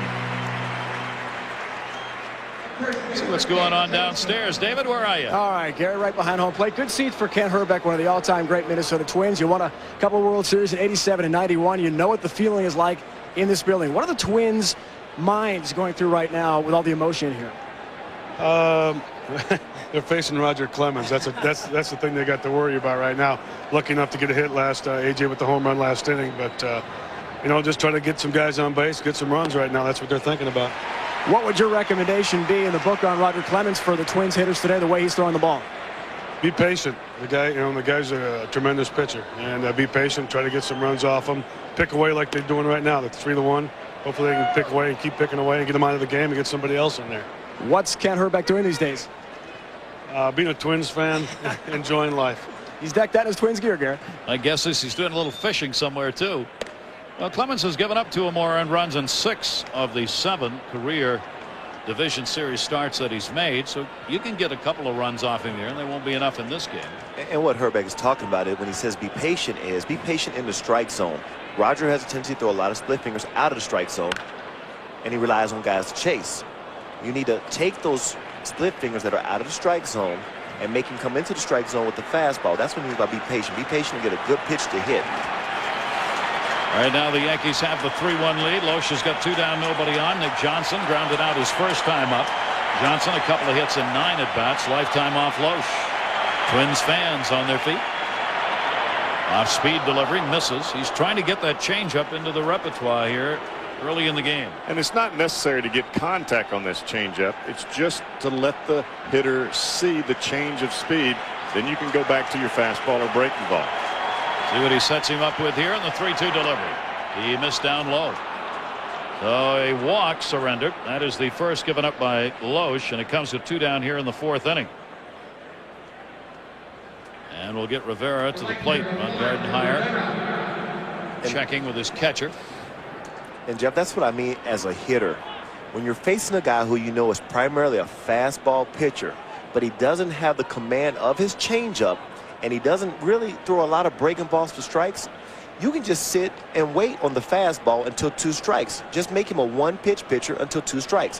When Kyle Lohse starts locating that changeup in the strike zone a little better, when he starts making that breaking ball better, then you can't rely on that fastball. And now that 94-mile-an-hour fastball can look like a 98-mile-an-hour fastball because it's already explosive as it is, even when you're looking for it. And the delivery there is taken outside for a ball. Lohse falls behind on Rivera. Rivera delivered a single and scored the 3rd Yankee run in the 3rd inning. From Venezuela, called up by the Yankees. He started at AAA this season, came up though early in May on the 23rd. Went back down again and then recalled. And is now getting playing time here in the postseason. Lohse delivers a strike on that one. 1-1. You know, David, when he walked Nick Johnson, there was 2 changeups in a row at 2-2, then at 3-2. Johnson is a guy that can wait a long time anyway because he's trying to hit the ball to that left center field gap. If you've got a guy that waits and you know he can wait an extra long time because he hits the ball that way, you've got to throw him something hard in, especially when you get an account where you're going to walk him. Rivera takes that pitch towards short. Guzman's got it, but he can't get the runner. It'll be backed up. And everybody's safe in another infield hit. Rivera finding he likes the carpet. That'll be a single, and he's 2 for 2. And Lohse going, boy, I'd like to have had that out. And Guzman just couldn't get this ball out of his glove. I mean, he got there in time, and right there, see, just a little stumble. And that just threw off his whole balance and everything. Especially with your weight going towards center field, that's a very tough play to throw backwards and actually get something on it, too. With your weight going towards center field, that's a very tough play. Now can the Yankees take advantage of it? What could have been the 3rd out is not. And again, there are runners on at 1st and 2nd. Alfonso Soriano is grounded out and struck out. He's got the RBI chance. Well, Lohse better lock down right now. The last thing you want to do is make a mistake to this guy. Soriano does not come up swinging there as he did in his first 2 at-bats. Takes a pitch for strike. The Yankees have had, multiple opportunities to score more runs than they actually have. He's made the pitches when he's had to make them, but he's also been hit hard by Bernie. But he's finding himself, in potential troubling situations each inning. And another one right here with 2 down. Soriano a chopper. Lohse makes the play. Well, Soriano's got an 0 for 3 going. The Yankees leave 2 on, but they lead it by 2. You can feel the Twins fans a little anxious. Ripple of applause. They want to believe. All they need is a couple of hits to get it going here. And against Roger Clemens so far, it's only been 1, the home run. First pitch is taken outside for a ball. Middle of the order up for the Twins here in the bottom of the 4th inning. You see Minkevich. He really chokes up on the bat a lot. Not only with runners in scoring position, but also now that he's trying to lead off the inning. Trying to use bat control. Clemens gets the outside corner strike. He grounded out his first time up. Now he's only one of 2 outs the Twins have recorded with ground balls. When we were talking to Ron Gardenhire before today's game, one of the things he was trying to emphasize was we want the ball hit into the carpet. We feel as though that's where we're strong with our speed. Get the ball in the carpet, try and get some through the infield, and work our offense that way. They've not done that yet. And that's why this team is so good at home, because they've done that successfully. Use this carpet, use their speed.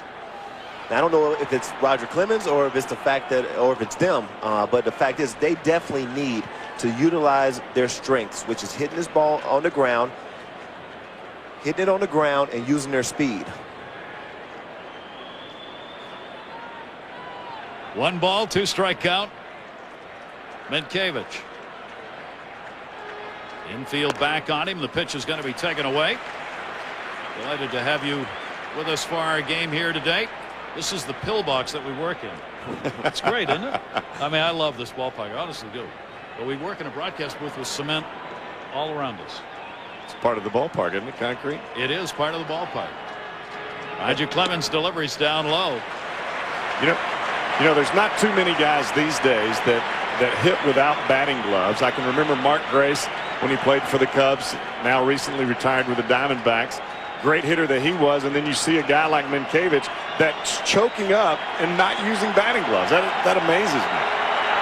That one up the middle. Roger Clemens knocks it down and hangs on to it. Not hit that hard, however. And it's an out. And Jeff, how scary is it when the ball's hit right back at you? Well, I'm just trying to get out of the way. They pay those other guys back here to catch that thing. You don't try to kick. He's actually got a little smile. Or try to catch it. I don't want to. You know, a lot of times as a pitcher, when you try to catch the ball, that's when you get hit in the face. But why is it the catcher always throws his glove up right when the ball's like back by second base? Hey, like, do they think it's gonna? We're a lot closer do they than think you it's were gonna right ricochet field. off of something and come back toward them? I've always wondered that. Why do you put your glove up when the ball's back by second? I'm just curious. Maybe it's a pitcher thing. LaCroix pops that one up first base. Johnson, this is where you can have troubles looking into that white roof. He finds it. Puts it away. LaCroix retired. He's 0 for 2, and there are 2 down. That's the problem on pop-ups here, is that white roof, same color as the ball, and it just can be like a strobe light effect sometimes trying to find it. Well, what happens is you get these brand new balls, and then they have a guy who rubs them up. Well, what they end up being are balls the same color as the roof. So you have to really keep your eye on it. Now, some guys are able to find the ball in the air, look away, and find it again once they look back up. But those players that aren't able to do that, it's really tough for them, and it can be tough for communication as well when you can't take your eye off the ball. Torrey Hunter says that he can take his eye off and still find it. Jock Jones, on the other hand, is exactly what you said. He's got to see it. Now there's what the Twins wanted to do. A ground ball, base hit.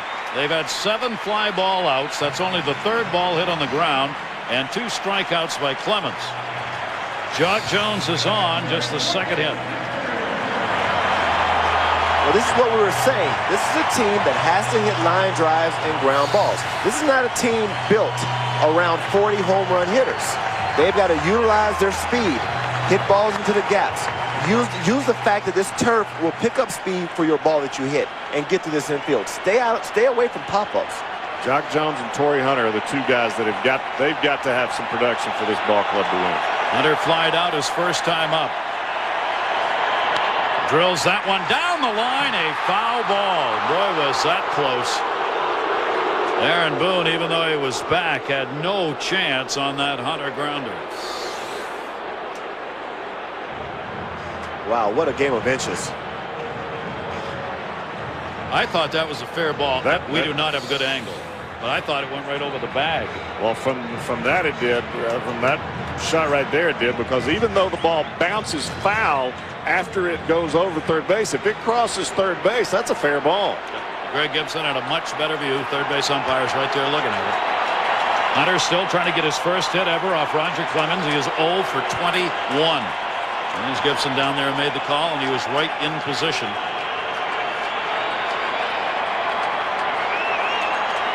Clemens with a runner at first base, not going anywhere, and he wants to talk to Posada.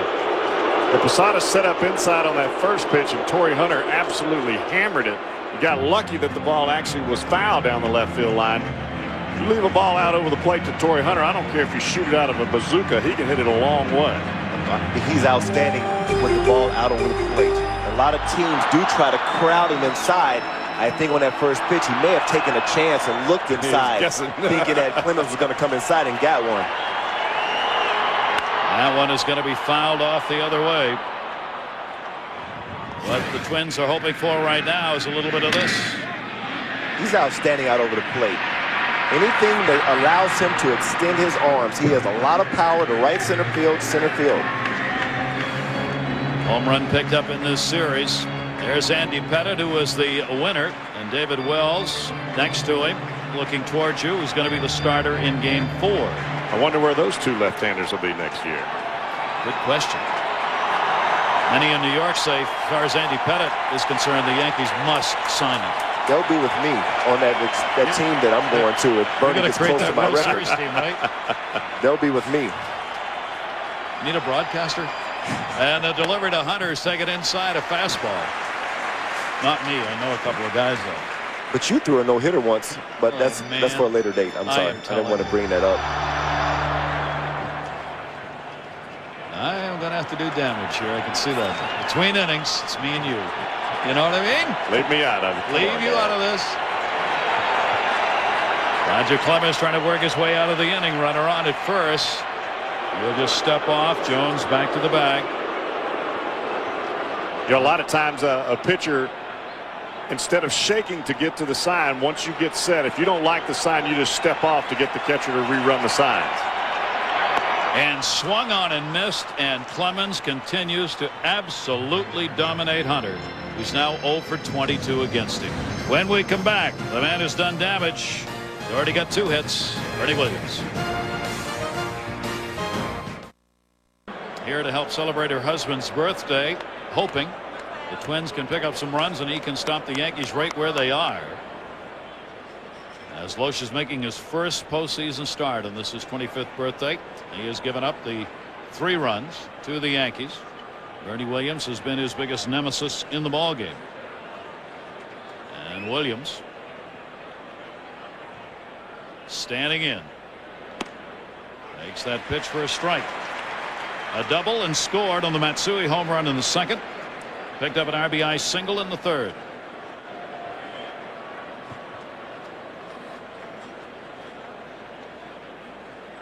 Bernie would love to have, everybody all the time would love to have a great postseason, but this year for Bernie Williams particularly because of the rumors that have floated around New York all year about how his days are numbered, how he slowed down, lost a step, lost a bit of the bat through the strike zone speed. Well, at some point you figure it's going to happen. I mean, he's 35 years old. That's only natural, but he's still a pretty good hitter. It's just comparing Bernie maybe now at 35 to Bernie at 27. Yeah, he may have lost a step. Well, Bernie may not be the speedster in center field that they need, but I tell you what, when you've got runners in scoring position, this cat can flat swing it. Hey, he can still hit. 305 career hitter who finished with a 263 average for this past season. Had to go on the DL, had surgery, left knee with a problem that slowed him down, kept him out. And he had some shoulder problems earlier too, both shoulders, and he just kept on playing through it. That's not an easy thing to do. Loesch's delivery, and that one bounced on him. Came up and hit him, but it hit the ground first. Anytime you're dealing with injuries, something that sidelines you, there's a lot of things going on. One, you have to get healthy. 2, once you come back, now you have to get your timing. You got to get back in baseball shape. All those things lend toward, you know, you scuffling first before you start doing well. That's probably why he ended up hitting in the 260s, because of the injuries and the fact that he had to play catch up once he came back. He may be as healthy as he's been all year right now.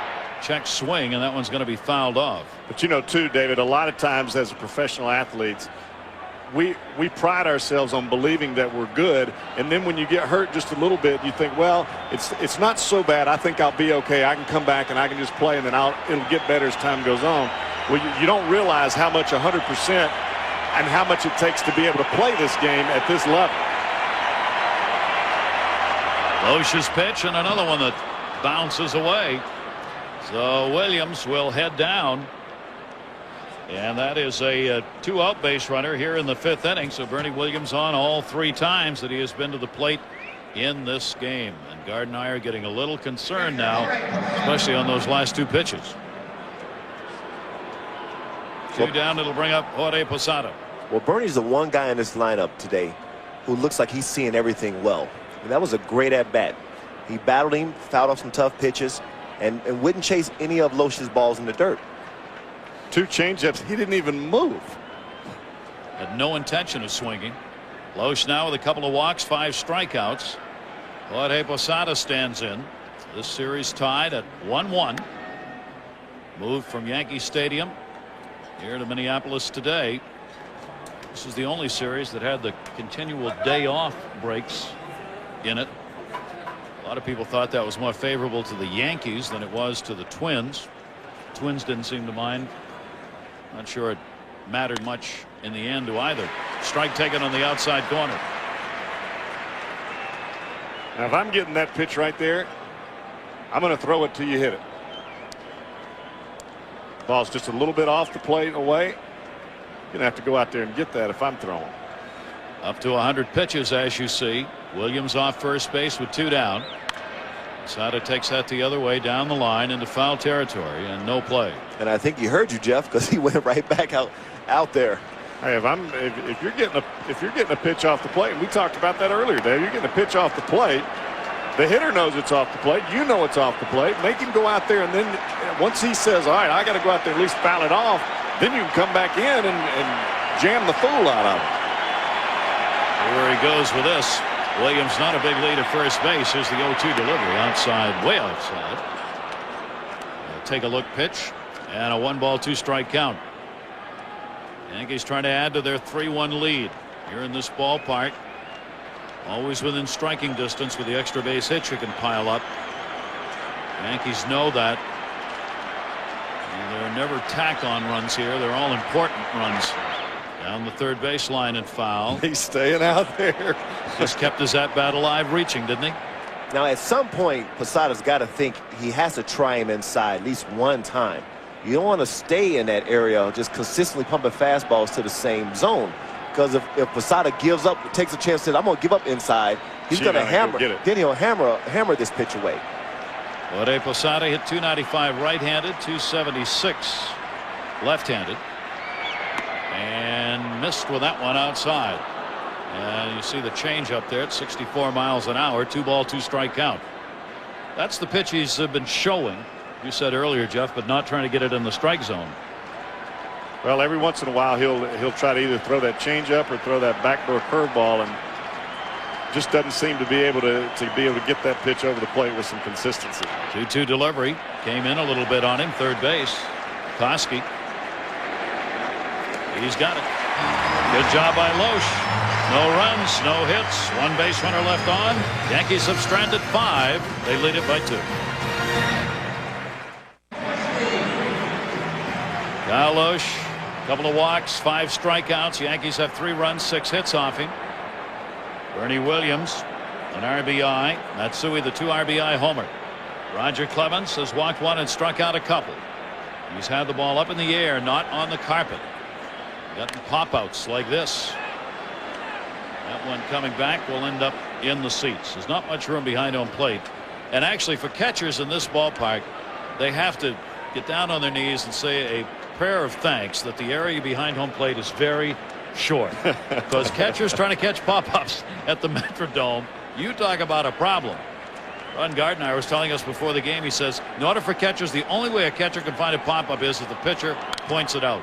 Otherwise, there's no way they can look up and know where the baseball is. But how about that? Once he points it out, you still got to turn around and try to find it. And then catch it. Koski's had the 0 for 1, 2 for 9 here in the series. He struck out. Roger Clemens, all-time strikeout leader, hasn't need to use the K in this game a lot.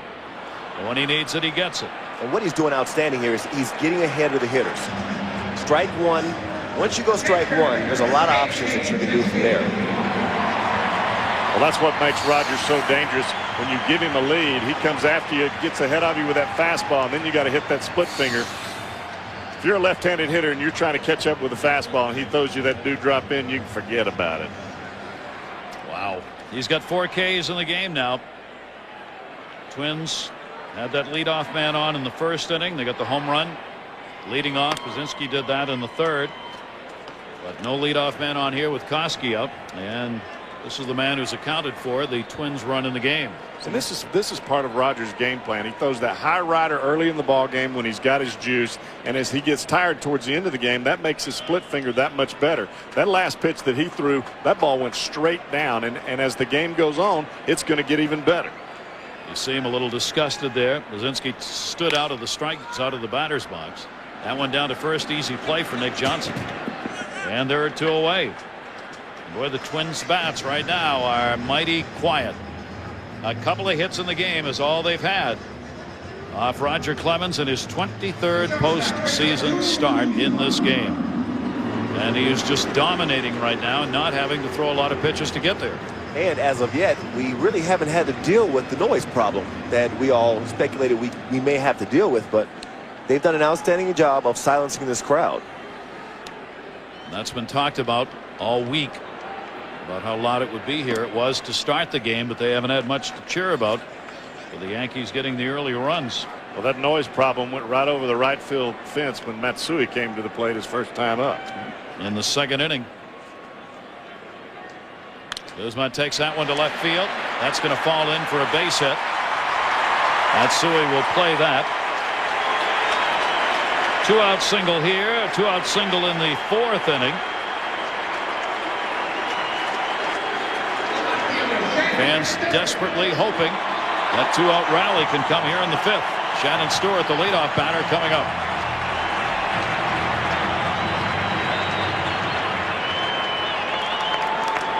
Tough to get it going with 2 down, though.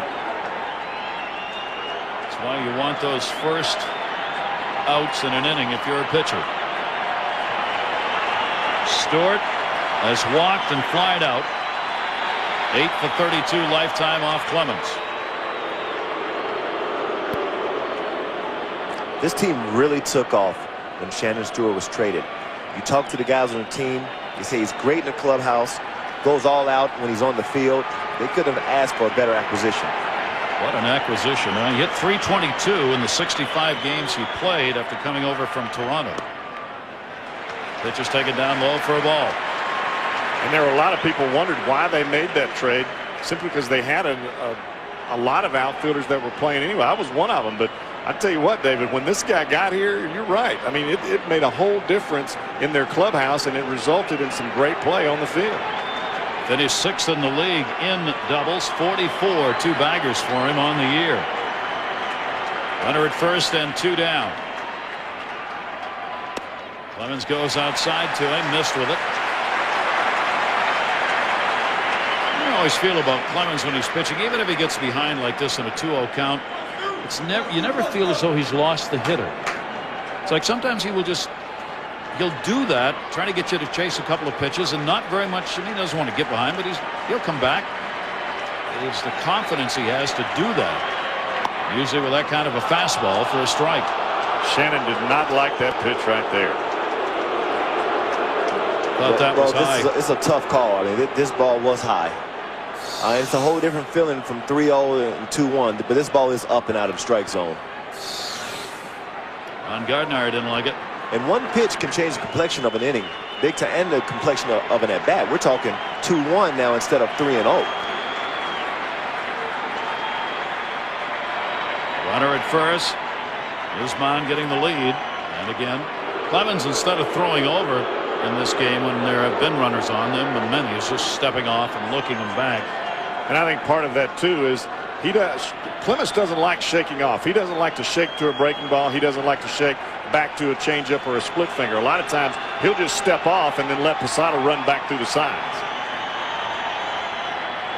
Swung on and missed. A nasty pitch down and in. See, and that's what happens sometimes when a pitch is called on you that you know is a ball. Then it puts you on the defensive because mentally you're thinking, well, I got to swing the bat now. You know, whereas when you feel confident that a strike is a strike and a ball is a ball, well, you can wait on your pitch. But there's nothing like having that feeling or that insecurity when you're not sure if the umpire is going to help you out. You're exactly right. You can't throw that 3-1. That one's going to be taken up. 91-mile-an-hour fastball will make the count 3-2. But here's how important, once again, that pitch was. If Roger throws the same pitch right here, Shannon Stewart's going to swing at it. And it's almost impossible to hit a ball like that, 93, 95, up around your chest area out of the plate. That's a tough pitch to hit. Crowd trying to be the 10th player. Guzman will be running. 3-2 delivery. Stewart down to third. Aaron Boone backing up. Fair ball. Long throw. Didn't get him. Runner goes to third. Talk about plays that could change a game. And see, this is why it's so important for this team to use this turf, to keep the ball on the ground for reasons like that. If you lay back on a ball and rely on your strong arm, these guys can get down the line. But he had to play the hop. See, he couldn't charge his ball. That's why he took a step back, because the ball bounced on the dirt and then came up to him. He had to play that. He couldn't. There's no way he could come in and get a short hop on this one. By playing the right bounce actually allows Shannon Stewart a couple more steps, and he's got a lot of speed going down that first base line. It'll be an infield hit for Stewart, and Guzman kept running, so he ends up at third. So you have runners at first and third now with 2 down, and the number 2 hitter Rivas coming to the plate. And you got to give a lot of credit to Shannon Stewart. He was motoring down the first baseline. There are a lot of guys that hit a ground ball to third with a couple outs and they think, well, I'm out. Well, he didn't take anything for granted. He was busting it down the first baseline. And Ron Gardenhire is going to make the move right here. Joe Torre has sent Mel Stottlemyre out. A discussion here on how they want to play it. Ryan has been announced as the pinch hitter.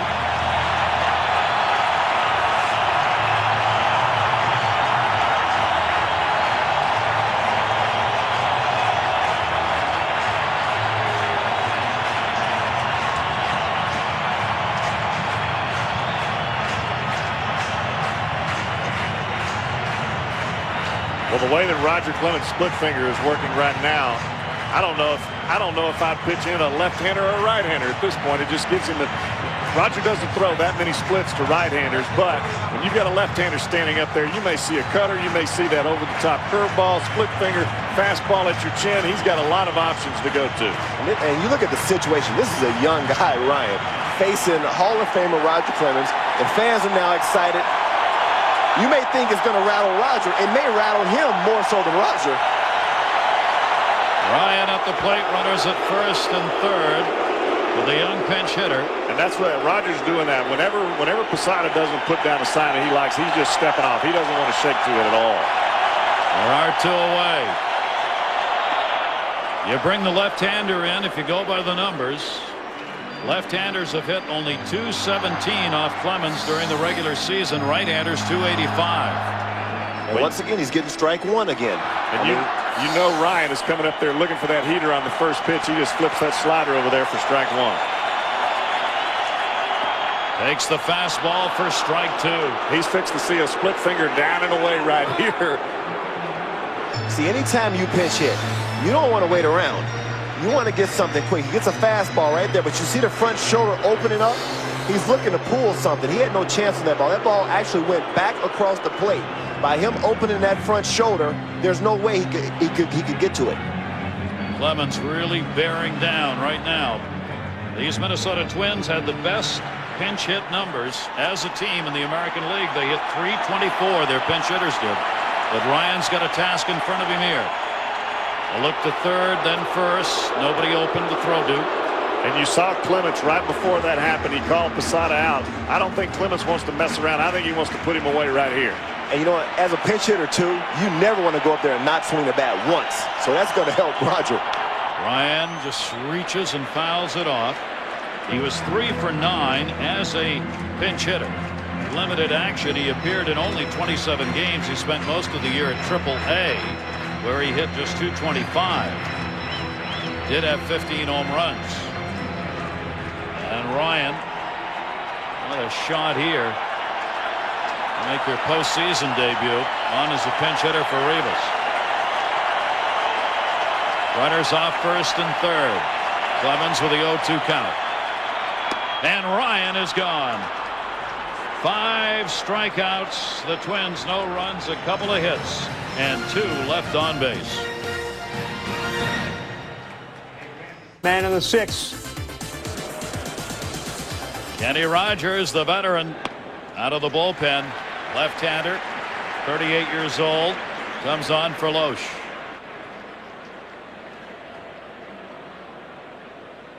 And a totally different in style than Loesch as well.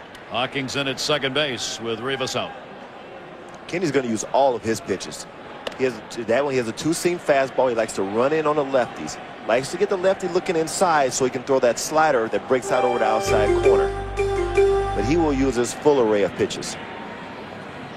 Veteran who worked a couple of years in New York for the Yankees, as well as appearing on the other side of town for the Mets later in his career. That one down the line. Stewart's over and will not have a play on that. Minnesota Twins bringing this series back home to the Metrodome, where the fans have not had a lot to cheer about. Jeff Brantley, David Justice. I'm Gary Thorne. Dave Ryan with us down at field level for this ball game. Clemens a strong 1-run 4-hit performance. Williams has gone 2 for 2. The RBI has scored a run. Matsui has had the home run for the Yankees that came in the second inning. 2-run shot that brought Williams in ahead of him. Now the left-hander, Kenny Rogers, working against him. Oh, mercy. I was just about to make that point, Gary. He will drop down and throw a breaking ball to a lefty, which is deadly. Well, after seeing Loesch throwing that 93, 94 mile an hour heater, anything that's coming at you, you got to believe you're going to buckle a little bit. And Matsui. But he sets us up, though. He sets it up by throwing that two-seam fastball inside. And he'll throw overhand as well as he'll drop down with that pitch as well. So lefties have a tough time against Kenny Rogers when he's dropping down. Aaron Boone has taken an 0 for 2 so far. He has struck out and popped out. A couple of hits in 10 at-bats in the series so far for the Yankee third baseman, acquired during the season, of course, from Cincinnati. And taking over at third as Robin Ventura was moved out of the Yankee organization. Off-speed delivery on the outside corner for a strike. Kenny Rogers in a hold-'em situation now to give the Twins a chance to get back in it.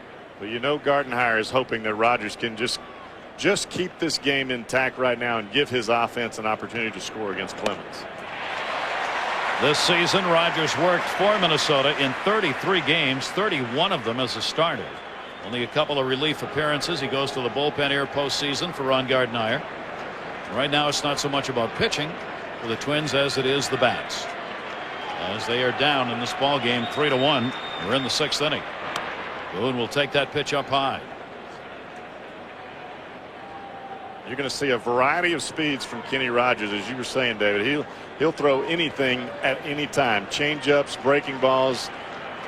Doesn't matter what it is. And sometimes he'll throw a fastball that you'll see run away, and sometimes, just like that last fastball, a high rider at 90 miles an hour. And that's on the inside corner.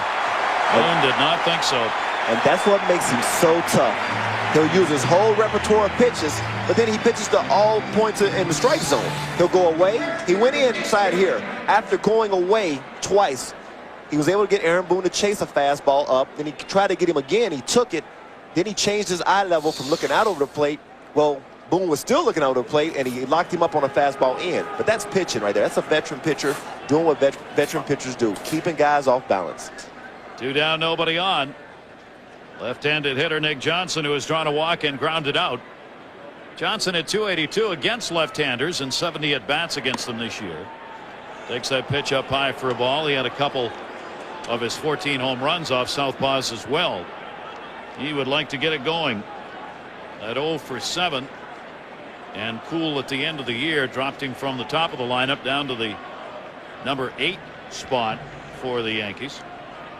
Joe Torre was telling us today before the game, said once I made the decision I had to move him, there wasn't really any place else in the lineup to put Nick Johnson except 8.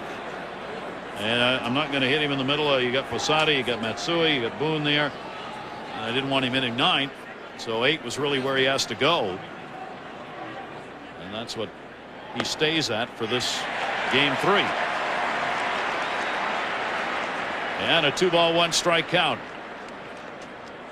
Johnson amazes me that he's got a great eye, especially for a young hitter, but he can really wait a long time. I think that's why he can hit left-handers, simply because he just keeps his hands back and he waits and waits and waits.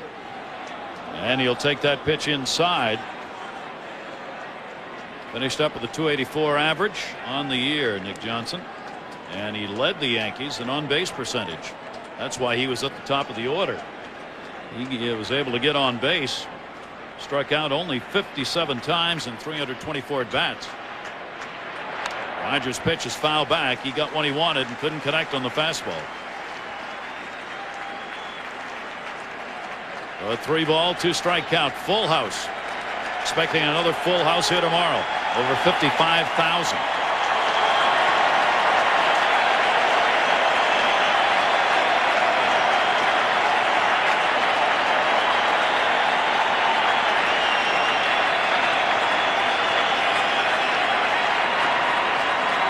Three-2 pitch from Kenny Rogers right there. 3 strikeouts. Those were veteran strikeouts. It's not about heat, it's about location. Time to get it done for the Giants, and they're battling back. Same true here for the Twins. The middle of the order up, 6th inning. They are down 3-1. Roger Clemens rocking along here, and Yankevich swings on that one. He is 0 for 2 in a game. How about this? Coming into this inning, Rockets faced 20 batters, and he's only thrown 21 balls. Well, he's continuing to go strike one. I mean, he's continuing to attack the strike zone. He goes strike one with the fastball. Now it puts him in a position now where he can throw that split finger, and the Twins are chasing it. He's basically putting them on their heels. Been putting them on their heels all day. That one misses outside, trying to get him to chase. A 1-ball 2-strike count. Yankevich has had an 0 for 9 now in the series against the Yankees. This Twins team that ended up 3rd with a .277 batting average, being shut down by Yankee pitching. And he just missed. Clemens wanted that one as he stared in. How can Yankevich reach that split finger away choked up that far unless you just get right on top of the dish? And this is a pitch Rocket really wanted. Posada didn't move a muscle. He just threw it right into the mitt. 2-ball 2-strike delivery. Yankevich goes towards the middle. Soriano's not going to get it. He'll make the big turn. It's bobbled by Williams. It'll be an error. Rivera gets it in. Well, that's exactly what happens when you throw a pitch that you don't get called. Well, first thing you think is I have to move it over a little bit in order to get it called. It was more of a hittable pitch from Yankevich, who drove it right back through the middle. You're right, David. He started this ball middle in, and the ball just didn't quite get to the outside part of the play. Yankees commit their 3rd error of the series. Base hit it, an error. And what a big error it could be. Instead of a runner at first with a double play possibility, you end up now runner at second base leading off the inning. LaCroix pops that one up outside of first base. Johnson over, no play. Well, the Yankees have opened the door just a little bit for him. Let's just see how much Twins can walk inside that door. But you're right, it's a different ball game when a man is just on first base with nobody out, with a man on second, because you want to get him over. You don't necessarily have to score both runs now, but you cannot leave this inning without getting 1 run. So he has to get him over and give an opportunity to the guy on deck to drive him in. That one's going to be taken down low. LaCroix, their designated hitter, has gone 0 for 2. Only 1 hit and 9 at-bats in the series. The Twins' designated hitters were 2nd best in the American League, and he was their primary DH. They hit .273 as a team in the DH spot. A chopper down the 3rd is foul. This is also one of those situations when you start to hear the crowd starting to get back into the ball game. Well, I think also from Roger Clemens' standpoint, this is where he starts to elevate. Anytime a guy on his ball club makes a mistake behind him, he doesn't pity himself. He doesn't say, woe is me. What he does is he turns it up, and he turns it up big time. And we'll see if he goes with the high fastball, because that's what he got him to strike out with before. Stayed down with it. Boone. Runner holds. Another long throw to first, and a good one. On the money. Yankevich could not move up. LaCroix is out of there. 1 away in the 6th. See, I truly believe you want to get your runs back a little at a time. You need to get this runner over to third base if you can. Well, you saw 3 pitches in a row from Roger Clemens, split fingers that were running down and in to LaCroix. He knows LaCroix's trying to hit that ball the other way, so he's giving him something off speed that he's got to roll over on. Aaron Boone makes a nice play at third base also. 1 away. Doc Jones coming up. He has singled. 2 hits now in the series. 2 for 10. He has gone 6 for 25 lifetime off Clemens, who gets the strike. So here was an opportunity for Jock Jones to possibly be hitting with a man on third with less than 2 outs, and the infield would have been back. They would have been giving you the run. So all you have to do is put the ball in play. Now they've created a totally different situation where he has to get a hit now in order to score this run. Available outs to work with for the Twins, running down. We are in the 6th. That one, another chopper that bounces off his leg, a foul ball. First warm-up action for the Yankees today. Contreras and White. Mel Stottlemyre said before the game, if Clemens had run in trouble early, they would have gone probably with a left-hander long, or Contreras. Now they've got Contreras out there in a much shorter situation with Clemens working his way deeper into the game. And Jorge Posada will go out to tackle him. And you agree, Jeff, here that they just want to get on the same page in terms of what they want to do here with Josh Jones' situation? I think there's no doubt about it. We've seen time and time again where Roger, I haven't seen him shake off one pitch today. Anytime that he's disagreed with Posada, he's stepped off the mound and got Posada to rerun the signs, or he's called him out. You've got a 2-strike situation here. The last thing you want to do is make a mistake. Runner at second base and 1 down. Look about Jorge Posada.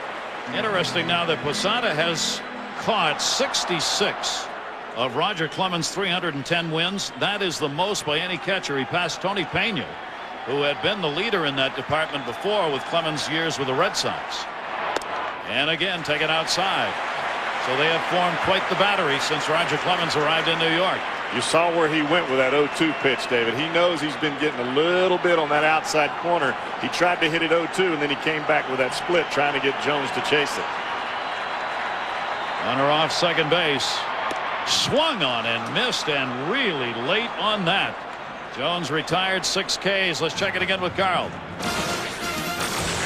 Gary, thank you. Guess what? The Giants have come all the way back. 5-4. Brad Penny in. A ball underneath the glove of the shortstop, Alex Gonzalez. It ties it. Snow was on first and was quickly picked off by Pudge Rodriguez. The argument continues between Snow and the first baseman. Back to you. Wow, what a comeback by the Giants. See if they can maintain it. That towards third. Handled by Boone. Play to first on the money. Hunter retired. 0 for 3 in the game and 0 for 23 off Clemens. Saying thank you at third. The series tied at 1-1. The Yankees 3-6-1. The Twins 1-5-0. The error did not hurt the Yankees as that runner got stranded at second base. And now the Yankees come up. Rivera leading it off, batting 9th in the order. Soriano and Jeter to follow. We go to the 7th inning. One of these clubs will be up 2-1 when this ball game is done. Kenny Rogers gives up the base hit. The ground ball Rivera puts into left field. Stewart will get it back in, and we're going to check in with Dave Ryan. David. All right, Gary, thanks so much. Great weekend for sports here in the Twin Cities. The Twins and Yanks, of course, are tied 1-1 in their series, the American League Divisional Series. Also, the Minnesota Vikings, the beloved Vikes, are 4-0, leaders of the NFC North. They play against Atlanta tomorrow. The University of Minnesota football team about to be 6-0. They're trouncing Northwestern right now, 42-17 late. And the Minnesota Wild open up their season Wednesday against the Chicago Blackhawks. And here watching the game in section 125, Gary, is Andrew Brunette, star left winger, Minnesota Wild, who won that series with Colorado. Remember that last year in overtime in Denver. But no Marian Gaborik and Pascal Dupuis, Gary. Right now they are having holdouts. We're getting a hockey update going here, aren't we? All right, for the Wild. And they've attracted sellout crowds over there in St. Paul, the Twin Cities, playing extremely well.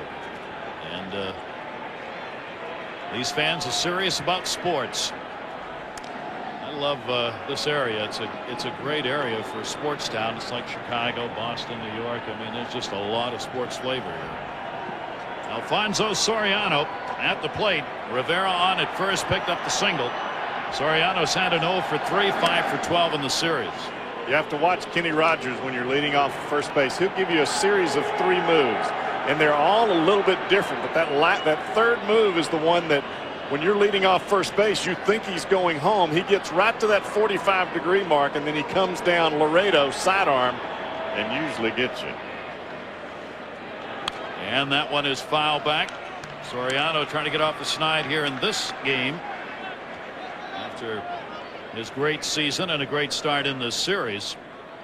And the Yankees looking to add runs late in this ball game off the reliever. Loesch went 5 innings, 3 runs, 6 hits, a couple of walks and 5 strikeouts for the Twins starter.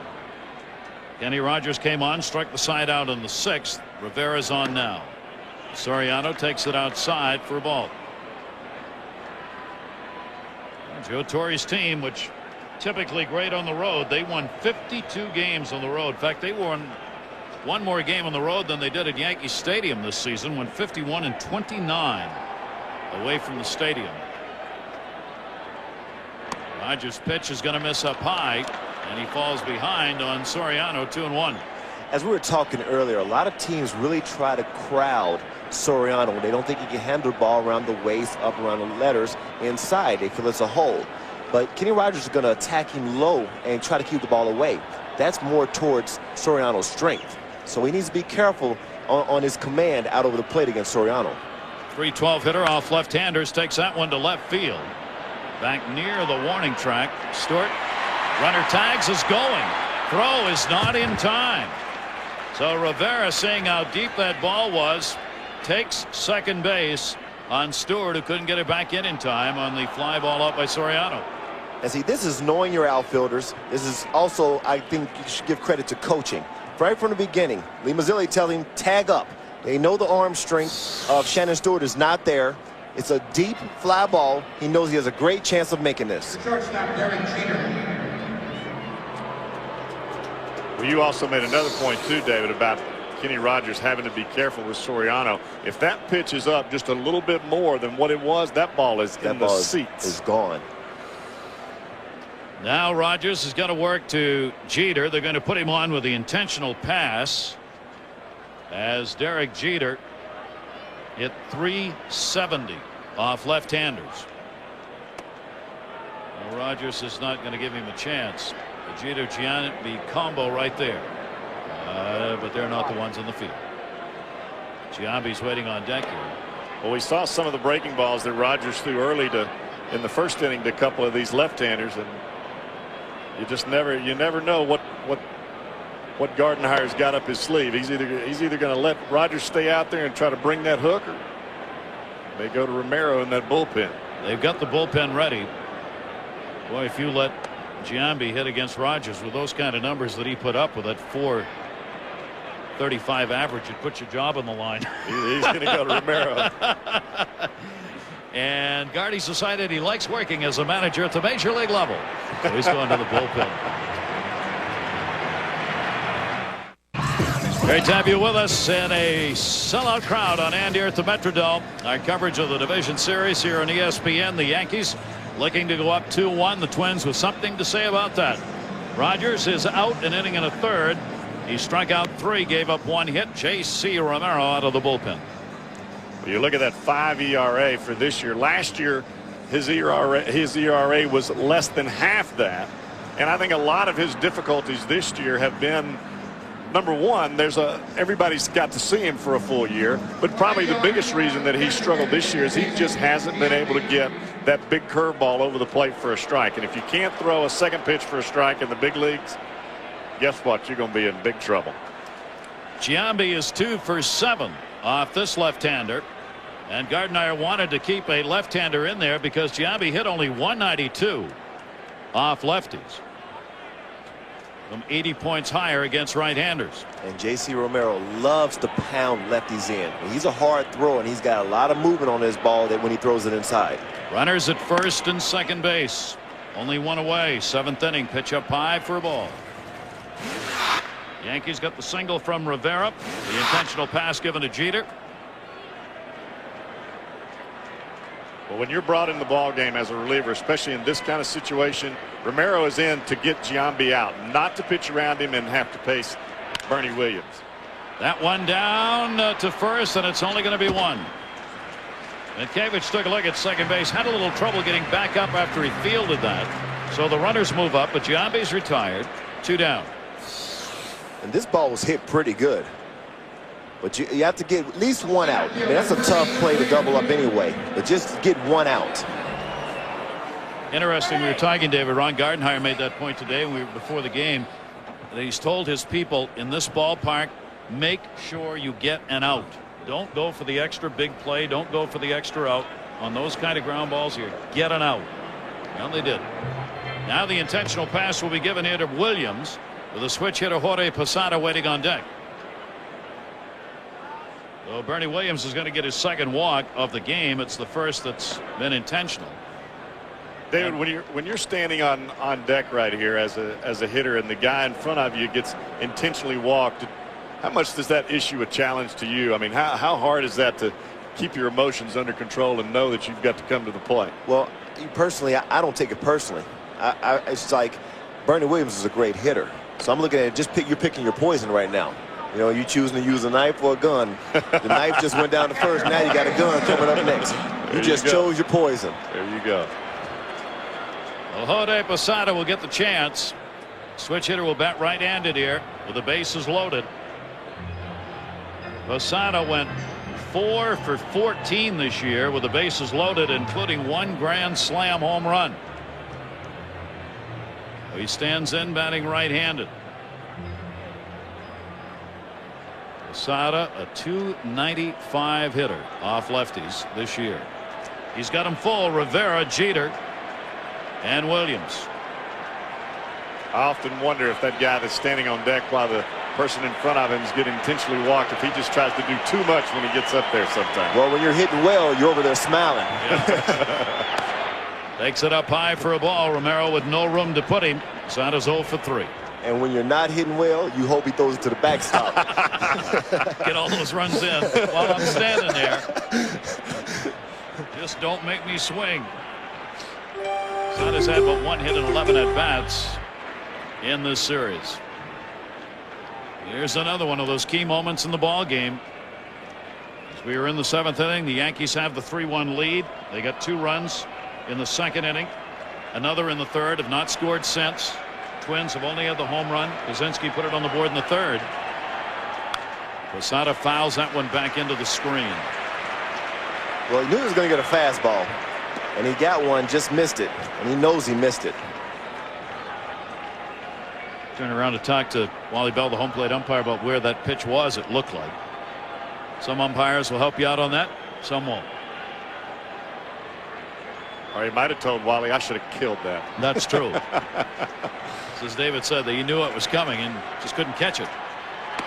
Posada takes that away, and with the bases loaded, he gets ahead on the count 2-1. Well, Jeff, just to add to what you said earlier, I think the key for Romero as well this year is the fact that not being able to locate his off speed and basically being a one-pitch pitcher. It's tough on a major league level to be a one-pitch pitcher. Get hammered. I don't care how hard you throw. Yeah, and he's got a pretty good one pitch. That one is going to be inside, and now he's in dangerous territory. The problem that you have is when you can't throw a breaking ball or a changeup over the plate, a lot of times you have a tendency to overthrow your fastball trying to make it too good, and that's what we see with Romero right now. When he lets go of the ball, his body's recoiling all over the place. And he's dealing with a pretty patient hitter in Posada who will take a ball for a walk. He won't go outside of his strike zone. Bases loaded. 3-1 delivery. Posada swings, pops it up. Shallow right. They're pointing. Can you see it? Jock Jones can. The Gardner walked 2 intentionally in the 7th. Got away with it. It's 7th inning stretch time. Yankees lead. Postseason play. What Major League Baseball all about. Yankees have the 3-1 lead. This series is tied at 1-1. Roger Clemens has gone the distance for the Yankees, looking for the victory. The Twins have been able to hold the Yankees down, though. Loesch, the starter, Rogers, and then Romero. Now they've got to try and find a way to get some runs. Bottom 3rd of the order up. Koski 0 for 2. Contreras and White both have been up previously, and they are throwing now in the bullpen.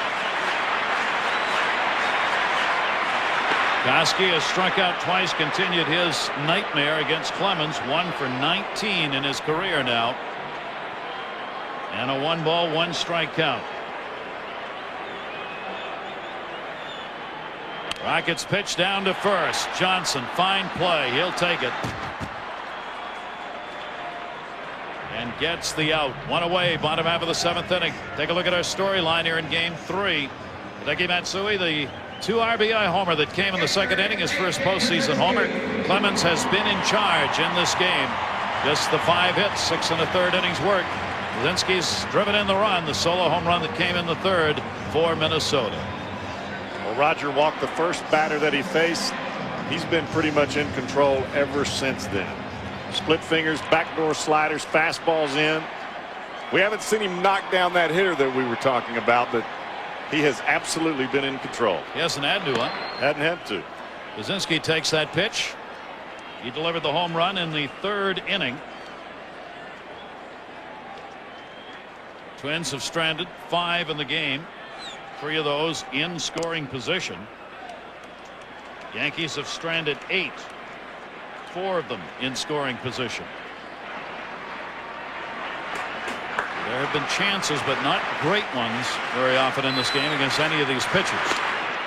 Late on a fastball. But it's getting late, and anytime you're playing against the Yankees, you know you're only a couple innings away from Mariano Rivera. You know, and guys really do think about that because he is so tough down there in that bullpen, and you know he's lurking.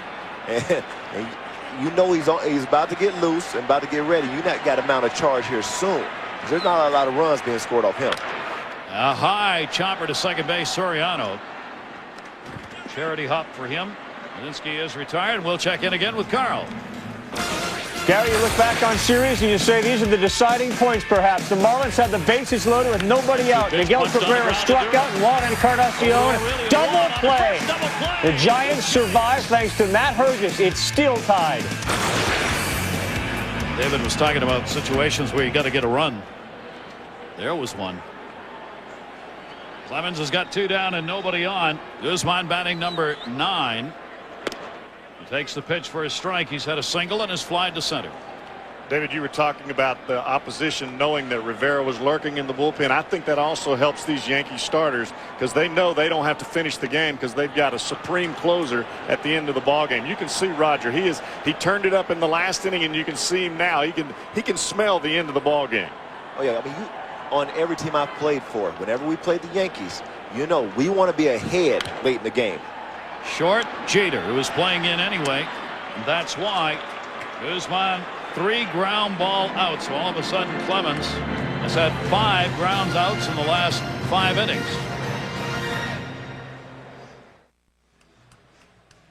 Welcome back. There is Roger Clemens. Shirt tails out. Well, Roger Clemens is starting to smell this ball game, smelling the end of this ball game, and you can see this ground ball to Jeter. Watch Roger. Oh, he is getting excited, boys. He is getting fired up. When Roger's like this, it's Roger and Rivera, and that's it.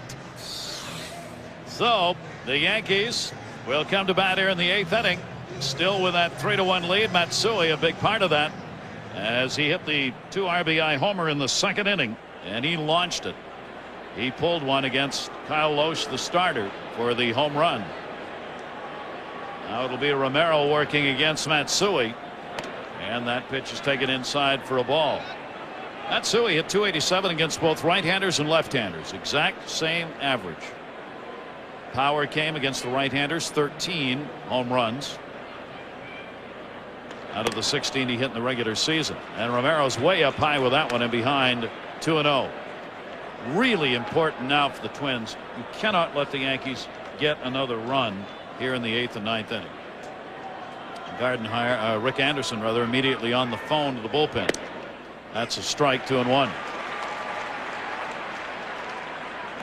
Insurance runs this late in the ball game not only increases your lead, it decreases your morale in the opposing dugout. Romero's delivery is a chopper towards the middle. That's going to be another base hit. Well, a big day for Matsui, who's now 2 for 4 in the ball game, and he leads off the 8th with a single. Ernheimer talking to Anderson now about what they want to do. Well, he gets a fastball out over the plate, very similar to the pitch before that, and just drove it right back to the middle. As you can see, there a lot of room up the middle. Well, if you're Matsui, why look for anything else? The first 2 breaking balls weren't even close to the plate. You know you're going to get a fastball 2-1. That's all you got to look for. Now Boone up, looking for his first hit of the game. Aaron Boone's taken an 0 for 3. Couple of hits and 11 at bats. Has to bunt here. Fouls that one back. So Joe Torre's playing for that extra run. David, you were right. Down in that Yankee bullpen, we do see Mr. Rivera lurking a little bit. Lurking is the key word there. And it looks like he may come on to pitch the 8th and the 9th. Yeah, which sure would looked like be Roger was surprising. done, huh? Boone will draw the third baseman Koski in now, having shown bunt on that last pitch. Shows it again. Drops a good one. Beautiful. Deadened that one. Gets the sacrifice. Runner down to second base. More great baseball is going to be coming your way. The Braves and the Cubs at 4 o'clock Eastern and 1 Pacific. This is game 4. That'll be on Fox. Cubs have a 2-1 lead. The Red Sox and the A's. The A's have a chance to wrap it up. That'll be at 7:30 Eastern, 4:30 Pacific. Game 3 on ESPN2. Lilly and Lowe, the scheduled starters. The A's leading that one 2-0. Here's the difference of the two ball clubs. The Yankees are ahead, yet they're looking for an opportunity to push another run across. Whereas you look back in the 6th inning when the Twins had an opportunity with a man on second base just to get him over to third and try to make this one-run game. They weren't able to get him over to third, and now instead of it being 3-2, you're 3-1. The Yankees, although they're ahead, are still trying to do the little things to put a man in scoring position to try to score. Fundamentals and execution. With Rivera out there, a 3-run lead would look enormous. Johnson has a walk. He is grounded out, called out on strikes. He's got a runner on at second base with 1 away here in the 8th inning. Nick Johnson trying to get the base hit off Romero, and it could be an RBI. That one to short. Guzman's got to go deeper. Makes the play. 2 down. Guzman perfectly positioned. He'd moved way over to second base. And with that out, that'll take care of Romero's performance today. He is going to be coming out of the ball game with Rivera coming up. They'll get the right-hander in. We are in the 8th inning, a series that's tied at 1-1 in this game. The Yankees lead it 3-1.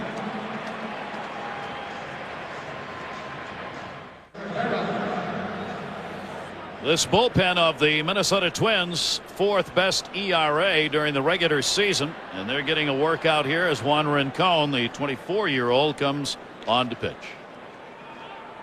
Rincon likes to sink the ball into these right-handers and get them to fish for sliders away. When Rincon is on and the ball starts in the middle of the plate and it sinks off, and you get a lot of ground balls from these right-handers. Runner on at second base. Now 2 down. Juan Rivera, 3 singles, a run scored, 3 hits and 8 at bats in the series now. He's got an RBI chance. Matsui's the runner at second base. Rincon comes in with an overhand fastball for a strike.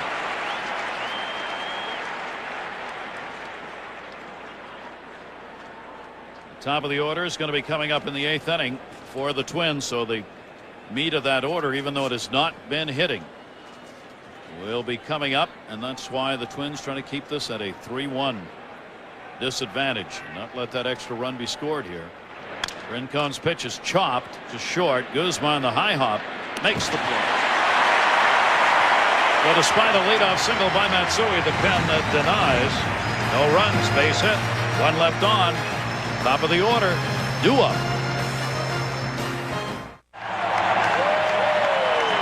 The Yankees have a 3-1 lead, and not only do they have a 3-1 lead going to the bottom of the 8th, they have a healthy Mariano Rivera out of the bullpen. And Joe Torre is basically telling you, I'm trying to win this game right here, right now. I have my closer who is very capable of going 2 innings. He's done it many times for me. I know he's ready to do it today. He doesn't mess around and try to go to setup man in 8th inning. He's going straight to the closer and trying to shut it down with his best. And he did it in game 2. He got the save in game 2, working 2 innings, striking out 1, giving up nothing. The top of the order for Minnesota. Shannon Stewart leading it off. A single walked and flied to left field. Rivera converted 40 out of 46 save opportunities this past season. Right-handers much better against him, 281, than left-handers, who had only 199 this year against him. And the reason why right-handers are more effective because that cutter is more like a slider to them. It's a cutter that it breaks away from them. They see that pitch a lot. From the left side hitting against him, that ball really runs into your hands, and it's a very tough pitch to hit. Jammed him. Not going to hit that one. Now that's the pitch he has developed, because everyone in the league knew, especially the left-handers, that he's going to bore in on your hands, going to bore in on you. Well, he started developing a sinker now to go along with that cutter, which has made him a lot tougher. And you saw it there. Look at that number, 191, this lineup against Rivera for the Twins. They hit only 173 against Clemens. Now that's a tough day with the bats when you're facing those numbers. The Twins have got to find a way to get it done. The only run, Brzezinski's home run, that came in the 3rd inning. Fastball popped up right field. Pointing up. Where is it? Rivera coming, finds it. Stewart retired, one away in the 8th inning. Roger Clemens could be the winner. Clemens started out walking the first batter that he faced, but after that he was absolutely dominant, working the split finger down and away from these left-handers, pinpoint control, getting a lot of ground balls and using his defense.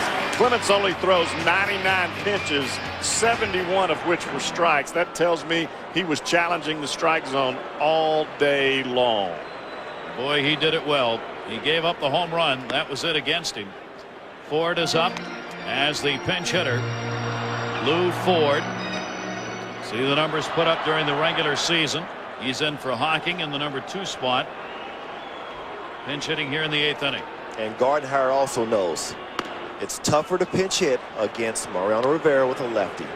You see, you're going to start, I think, throughout the league, see more teams pinch hit with right-handers against Mariano, because the lefties on the team are telling the manager, you don't pinch hit a left-handed. It's too tough for lefties. Numbers certainly stand up to that. That one fouled off the end of the bat. So they're saying, don't pinch hit me, because I don't want any part of this guy. When Rivera comes in, there ain't a lefty on that bench looking at the manager. You know how guys like looking at the coach when you want to get in the basketball game? All the players are looking out into the field. Where's my pinch hitter? He's in the bathroom, coach. like they're not even there. Here's the 0-2 delivery on the way. Is that typical? Rivera. He gets the strikeout, and there are 2 down here in the 8th inning. Great to have you with us here as the Yankees look to take the lead in this thing. This game has just been about pitching. It has been, and we were talking about Rivera earlier and about how effective he is with left-handers running that cutter in. And I would imagine that if you look down the bench and you're looking for a left-handed pinch hitter against Rivera, everybody's tying their shoe, or maybe it's the restroom break. Wait, David wants to have a comeback. We can send him down. You ready to go? I'll wait till tomorrow next game. No. Just checking. 2 down in a hurry, and a strike taken. Minkevich has had a 1-for-3, a single picked up in the 6th inning.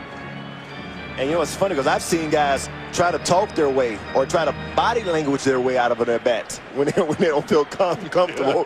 Can't find my bat. Where's my bat at? I can't find that bat. Jammed him. That's why, the plate. That's why right there. You see that ball, and even Minkevich, choked up as much as he is, that ball looks like it's right down the middle, and then his hands, the knob of the bat almost drives into his stomach trying to get the bat head to the ball. That's almost impossible to hit. It is impossible to hit. Not almost, it is impossible to hit. But he relies on you chasing the pitch in off the plate. He gets a lot of guys swinging balls that aren't strikes. And then catches a little line drive. And is he all right? Yes. A 1-2-3 inning. Rivera sets the Twins down. We go to the 9th. Yankees up. The Yankees batting in the 9th inning, top of the order. And Soriano fouls it back off Rincon. The 3rd second baseman that we have had in the ball game. Gomez is now in. Chris Gomez, with Hocking coming out for a pinch hitter after Rivas had come out for a pinch hitter as well.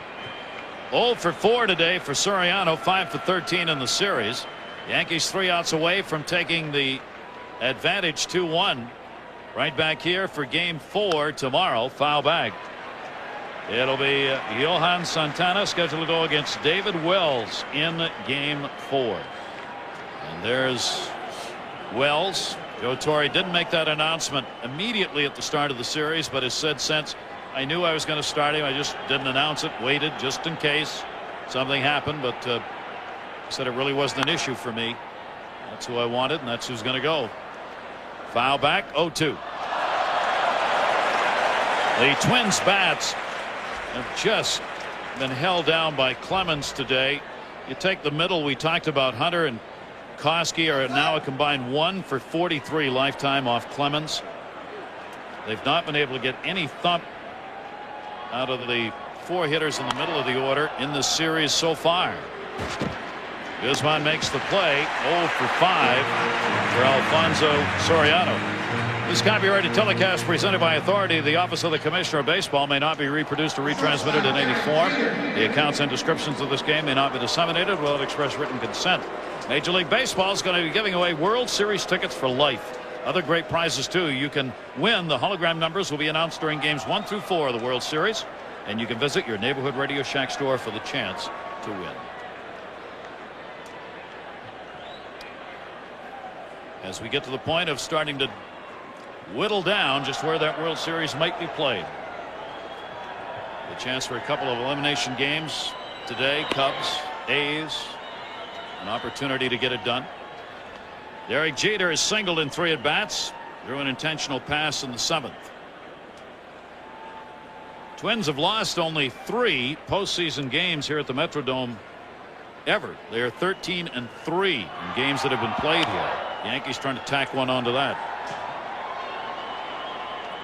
And we called it right. I mean, Roger just did an outstanding job of jumping ahead of these hitters today with quality fastballs. I mean, you didn't see too many fastballs in the middle of the plate today from Roger Clemens.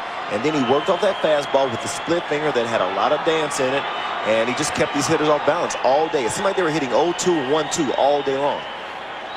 Rincon's delivery is fisted to Jeter. That's heading out into right field. Little curve back a little bit.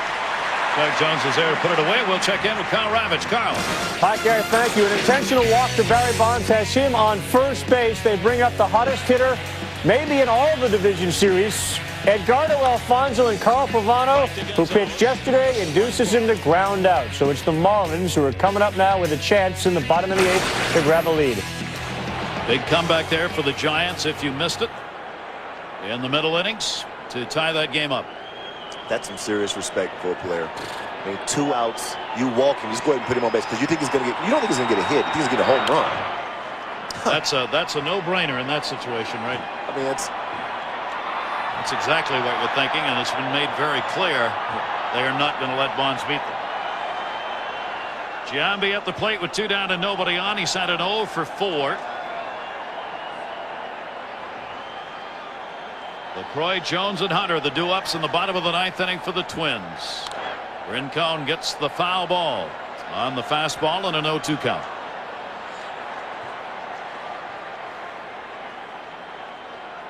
As you see, they're still trying to elevate the fastball on Giambi. He's an outstanding low ball fastball hitter. But at times, you just can't catch up to the high fastball, especially when you're talking about 93 and 94 miles an hour. Rincon, the 0-2 pitch. Missed inside with a fastball. Giambi's got just a little bit of an uppercut to his swing. I think that's what makes him such a great low ball hitter. But when those fastballs are elevated, especially when they're right at his hands, it seems like he gets just underneath the baseball. It's not his timing so much as it is the fact that his approach with the bat, he just doesn't quite get to the ball. Wouldn't swing at that one, which is taken outside, and a 2-ball 2-strike count. So Giambi refusing to give it and bite on pitches just out of the strike zone. Now forces Rincon to have to find a way to get him in it. 24-year-old right-hander, the 4th pitcher used by the Twins today. 3-ball 2-strike count.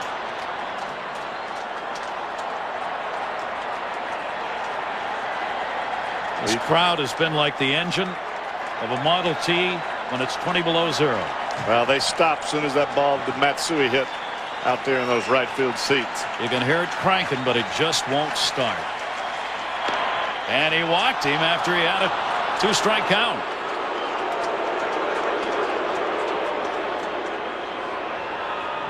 So a 2-out walk here in the 9th inning will give Bernie Williams another shot at it. Coming up, the Game 4 starters. You see their records. Wells, Santana. And you also see the time on the network to be determined on that, pending the outcomes of the other games being played today.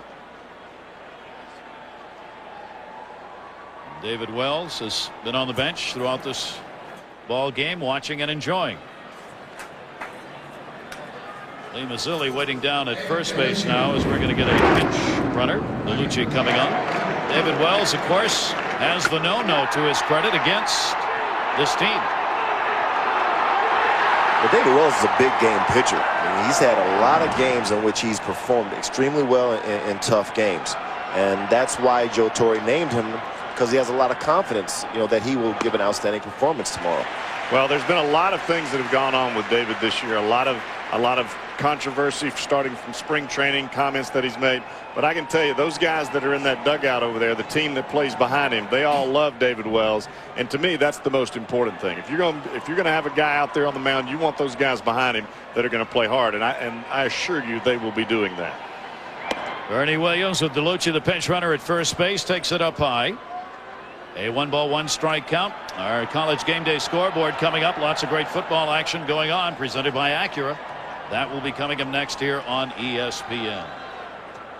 Yankees leading this ninth inning 3-1. And trying to get another one going with 2 down. Rincon working to Williams. Double, single, and 2 walks in the game today for Bernie. Takes a strike on the inside corner. Those are the do-ups. That's pretty much the heart of the order. LaCroix, Jones, and Hunter. They'll be doing it against Mariano Rivera, who set the side down in order in the 8th.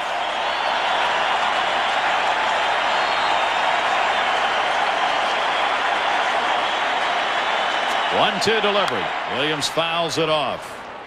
Well, the last thing that you want for the Minnesota Twins right here is to give up another run. It's tough enough to score 2 runs in the 9th. It's tough enough to score 1 run off of Rivera anytime, much less putting together 2 or 3 runs. You've got to be able to get your club back into the dugout right here and just hope that you can get somebody on and maybe get a big blast. Rivera waiting to go to work. Gardenhire knows how tough that's going to be for his Twins. Yankees looking to take the edge on the road in this series that's right now even at 1 apiece.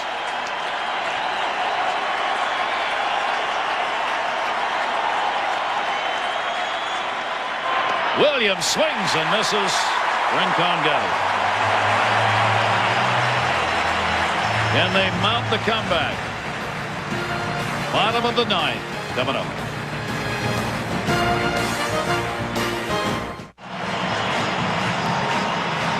Here we go, and here they go. The sellout crowd trying to rev it up. Bottom of the 9th inning with their Twins down 3-1. Well, it's going to take everyone in this stadium, plus the guys coming to the plate, to mount a comeback against the likes of Mariano Rivera. We have not had a run scored since the 3rd inning. Our college game day scoreboard coming up next. Illinois Purdue will be coming up bottom of the hour, their football game. Rivera goes to work. A strike on the inside corner. Matthew LaCroix leading it off. He's had an 0 for 3, 1 for 10 in the series. Mariano Rivera, the all-time leader in postseason saves, looking for his 27th. And gets ahead on the count, 2 strikes.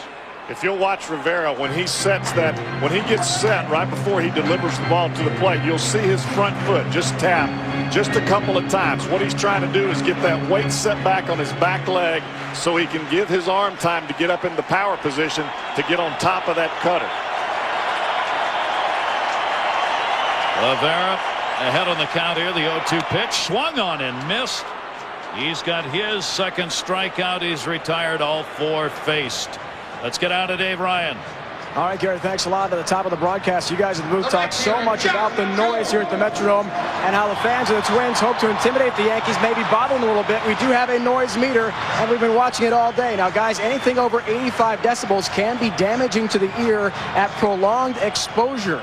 The high for the day so far has been about 110 when A.J. Przinsky had the home run. And the best way to combat that is to put in the old earplugs. It will reduce it by about 30 decibels. Anybody have aspirin? Trying to bunt with 1 down. Jack Jones. Well, I think their ears are safe today, because there hasn't been too many times in which that meter has been very high. Jones has had a single, 1 for 3 in the ball game. Clemens a chance to win it. Loesch could be the loser.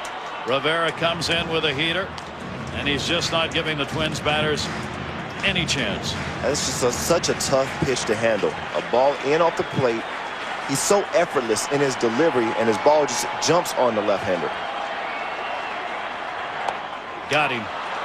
3 strikeouts, 5 in a row, retired, 2 down, bottom of the 9th. Well, you can see the swings that the Twins are taking off of Mariano Rivera, and this is not unlike any other club that faces Rivera in the 9th. Whenever you're swinging at balls that are this far out of the strike zone, you're just not comfortable with the guy that's standing on the mound. And when you're not comfortable in the batter's box, you're not going to make very good contact. As well as when you're looking in because you know it's going to be in, you have a tendency to chase too far in because your eyes are looking so far in.